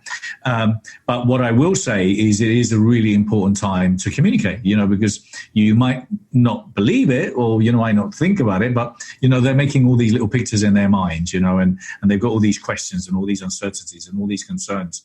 So if anything, I would highly advise is just to simply talk to them and explain to them kind of like, hey, this is what we're going through, but this is going to be the outcome. This is what's going to be great about it. So communication. Pam, sorry.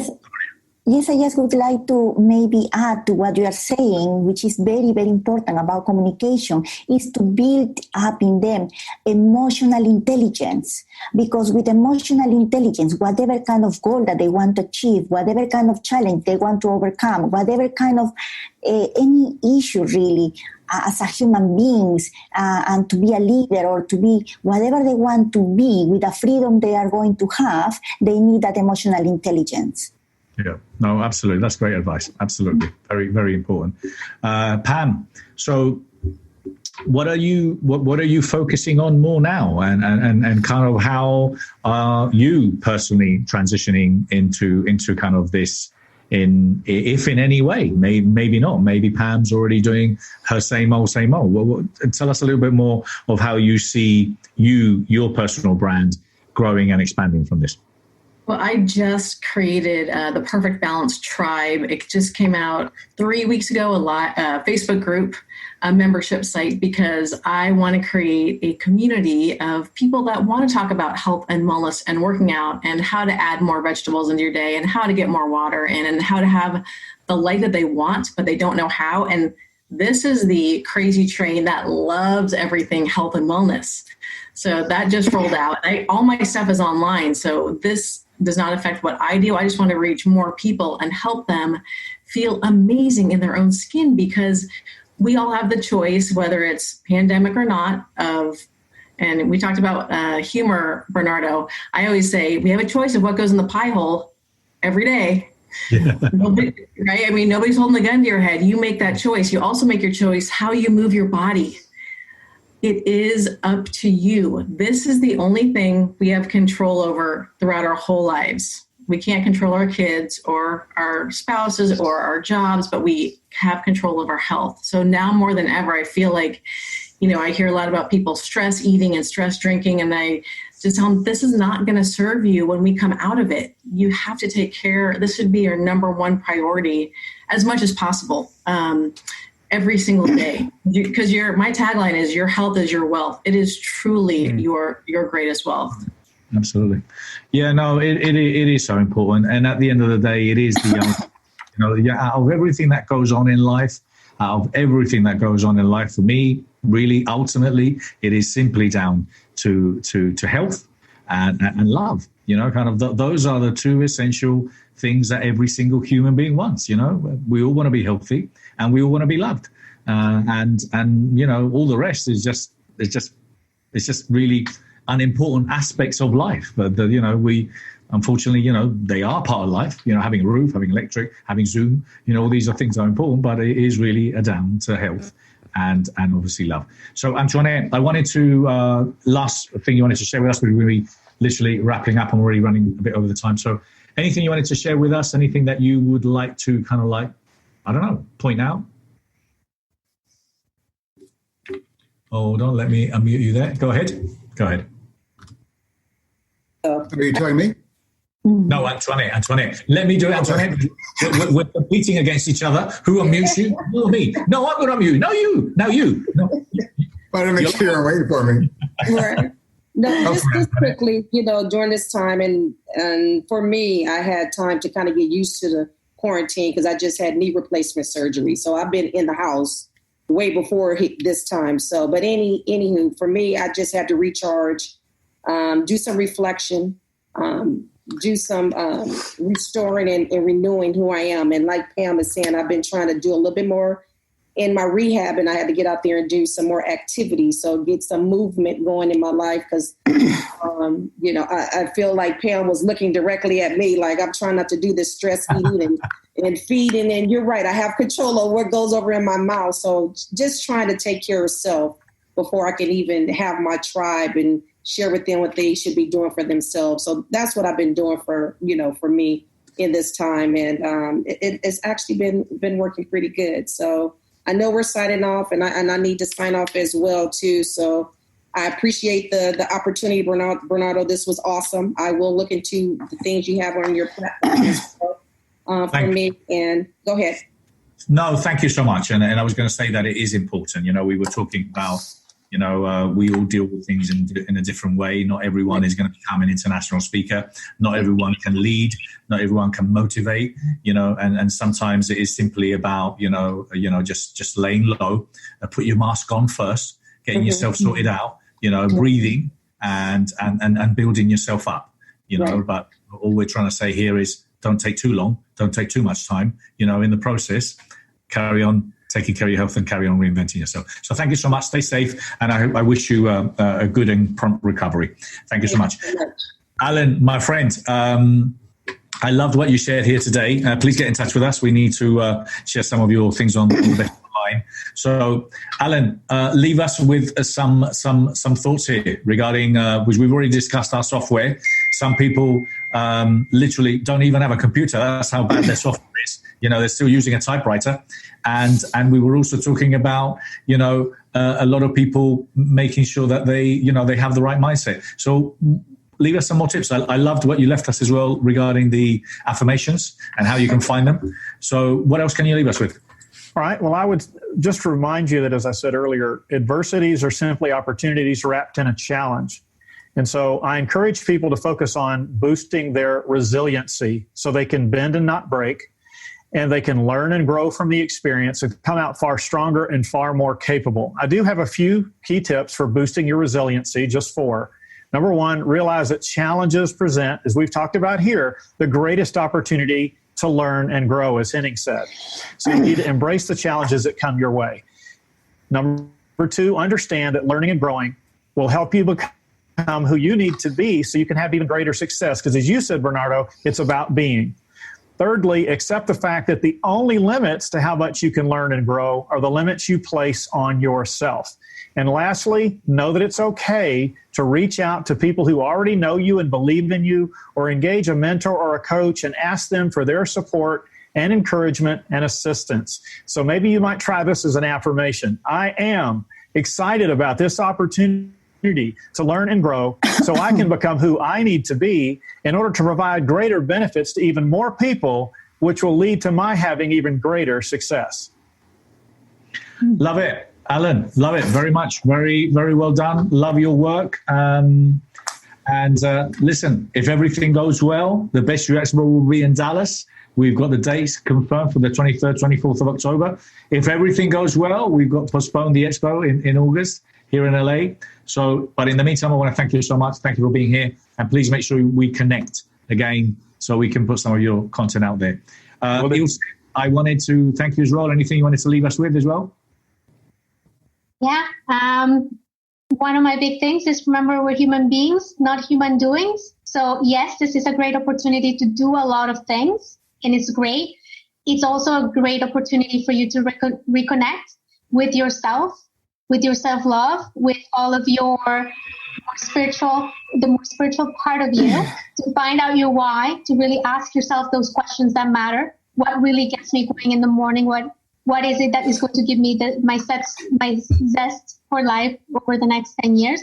It's a great opportunity to pause, reflect, and write, because as Bernardo, you were saying, writing things has scientifically been proven to be much more effective than just thinking about them a million times. So that's what I would encourage people to do as well. Thank you very much. And thank you for having me. My pleasure, Ilse. Thank you so much. And we were talking about, and it's not a quote of mine, but I've used it quite a few times, that, once you find your why, you will find the way. A lot of people get concerned about the why. Don't worry about the why. Find out your why. What is your why? You'll find the way. And anyone and everyone that's done anything came up with the why first, and they did it. So, Gloria, anything you want to leave us with? Yes, maybe to remember, as Ilse says, about loving yourself, and to have maybe a routine in the morning, because as soon as you have a routine in the morning, that is going just to tackle all the bad things during all the day. So if you just do that, it's going to be amazing. For example, what I just always advise to my clients is to go and start having gratitude. The gratitude opens the door for miracles. And to write it down, your gratitudes, as a way of affirmations also. Affirmations starting with, I am happy and grateful now that. As I'm feeling that you already have it, visualizing if you want health, whatever kind of goal that you want, you can be grateful for anything that you have at the present moment, or you can be grateful for future memories. If you want to have a house, I am happy and grateful now that I am living in this amazing, luxurious house. And do it with your non-dominated hand, because it's the part of your brain that needs to have the development. And imagine if one part of your brain is already developed, if you develop the other part of your brain, you're already there where everything is possible. And I can tell you, you can do it. And continue, apart from your visualization, affirmations, the other is ask for guidance. Ask for guidance for the day. Then you write it down, because everything is downloading. Everything is in there. So when you just transcript in a paper, get ready your pen and paper and write it down. 3 priorities per day. Don't feel overwhelmed. Just go into 2 or 3 priorities per day. The rest you can redistribute during the week, and send love to everyone. Because when you send love to the person, especially to the person who is being annoying or who you don't like, or, kind of enemies. Hopefully, I try to send love to everyone now. I think there is no more in this, hopefully. And that they receive it. You've left us with so many things that I can't. I'm struggling to point 1 or 2 out, but they were all. I love the affirmations. I love the idea of sending love, and it's true. It does work. I've had a lot of people which I wanted to kill, literally, and I've sent them love. And you know what? It helps. They won't appear anymore. I will tell you. And I'm telling you, Gloria, because you're speaking this in English. If you would have said it in Spanish, si lo hubiera dicho en español, sería muchísimo mejor. Because, all the passion I can feel, I'm feeling it there. Thank you so much. To find out about my latest projects, get a free coaching lesson, or download my book, go to www.bernardo-moya.com. Gloria, lovely to see you. Exactly. Thank you so much. Muchas gracias. Te quiero mucho. So Pam and Henning, I wanted to finish with you guys. Last thoughts you want to leave it with us? Pam or Henning, jump in. Thanks. I would say for my career, I mostly work with women, and they have thought that self-care is selfish. And I try to turn that around. I say self-care is self-love. And women are expert at taking care of their families and their pets and their jobs and everything, but they put themselves on the bottom of the list, as I want them to start putting themselves on the top of their list. Because when you take care of yourself, you take care of everyone else so much better. That is so true, and I'm a great believer in selfish development. I call it selfish development, because when it comes down to life, we have to be a bit selfish. If we're not selfish, who's going to take care of number one? No one. Number one. So there's nothing wrong with being a bit selfish and taking care of ourselves. Because by taking care of ourselves, it's the only way we can take care of others. So no, I love that. I'm signed up for that. I'm in your class. Henning, what do you want to leave us with? Well, first of all, thanks again, Bernardo. This is a pleasure. So many great minds and great information. It's a pleasure to be around positive people, and take advantage of this time. People are upset. People are scared. People are fearful. There is the media is just having a field day with everything that's happening, and take an opportunity to be the positive voice, be the encouraging voice. Spread positivity as much as you possibly can, and there's enough negative. We don't need to talk about the problem. Focus on transformation, inspiration, motivation, positivity, hope, courage, and pulling the best out of people during these times. And if you have that approach, when those of us who communicate these concepts on a regular basis, Bernardo, I know you are the master of bringing these great minds together, and we sometimes take it for granted. We get more out of it than the people that we're sharing the information with.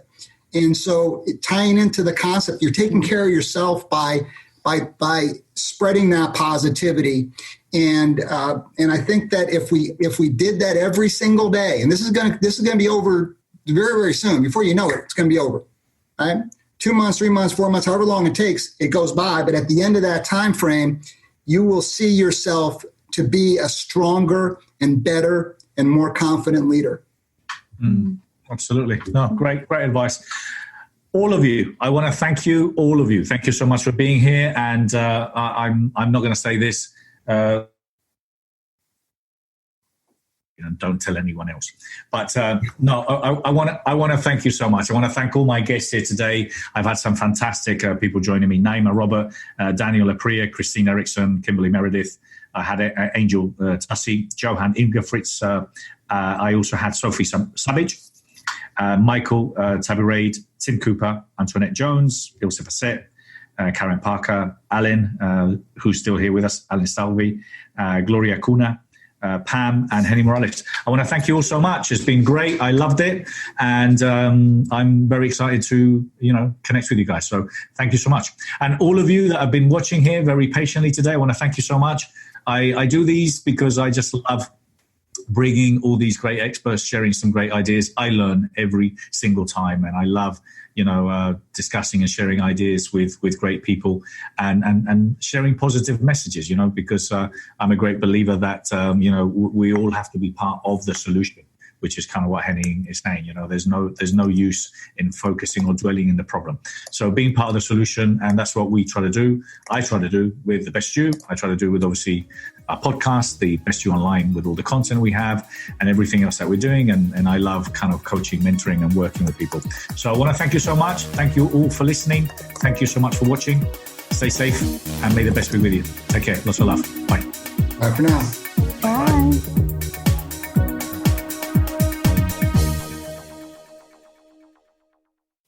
For more information, go to www.thebestyou.co.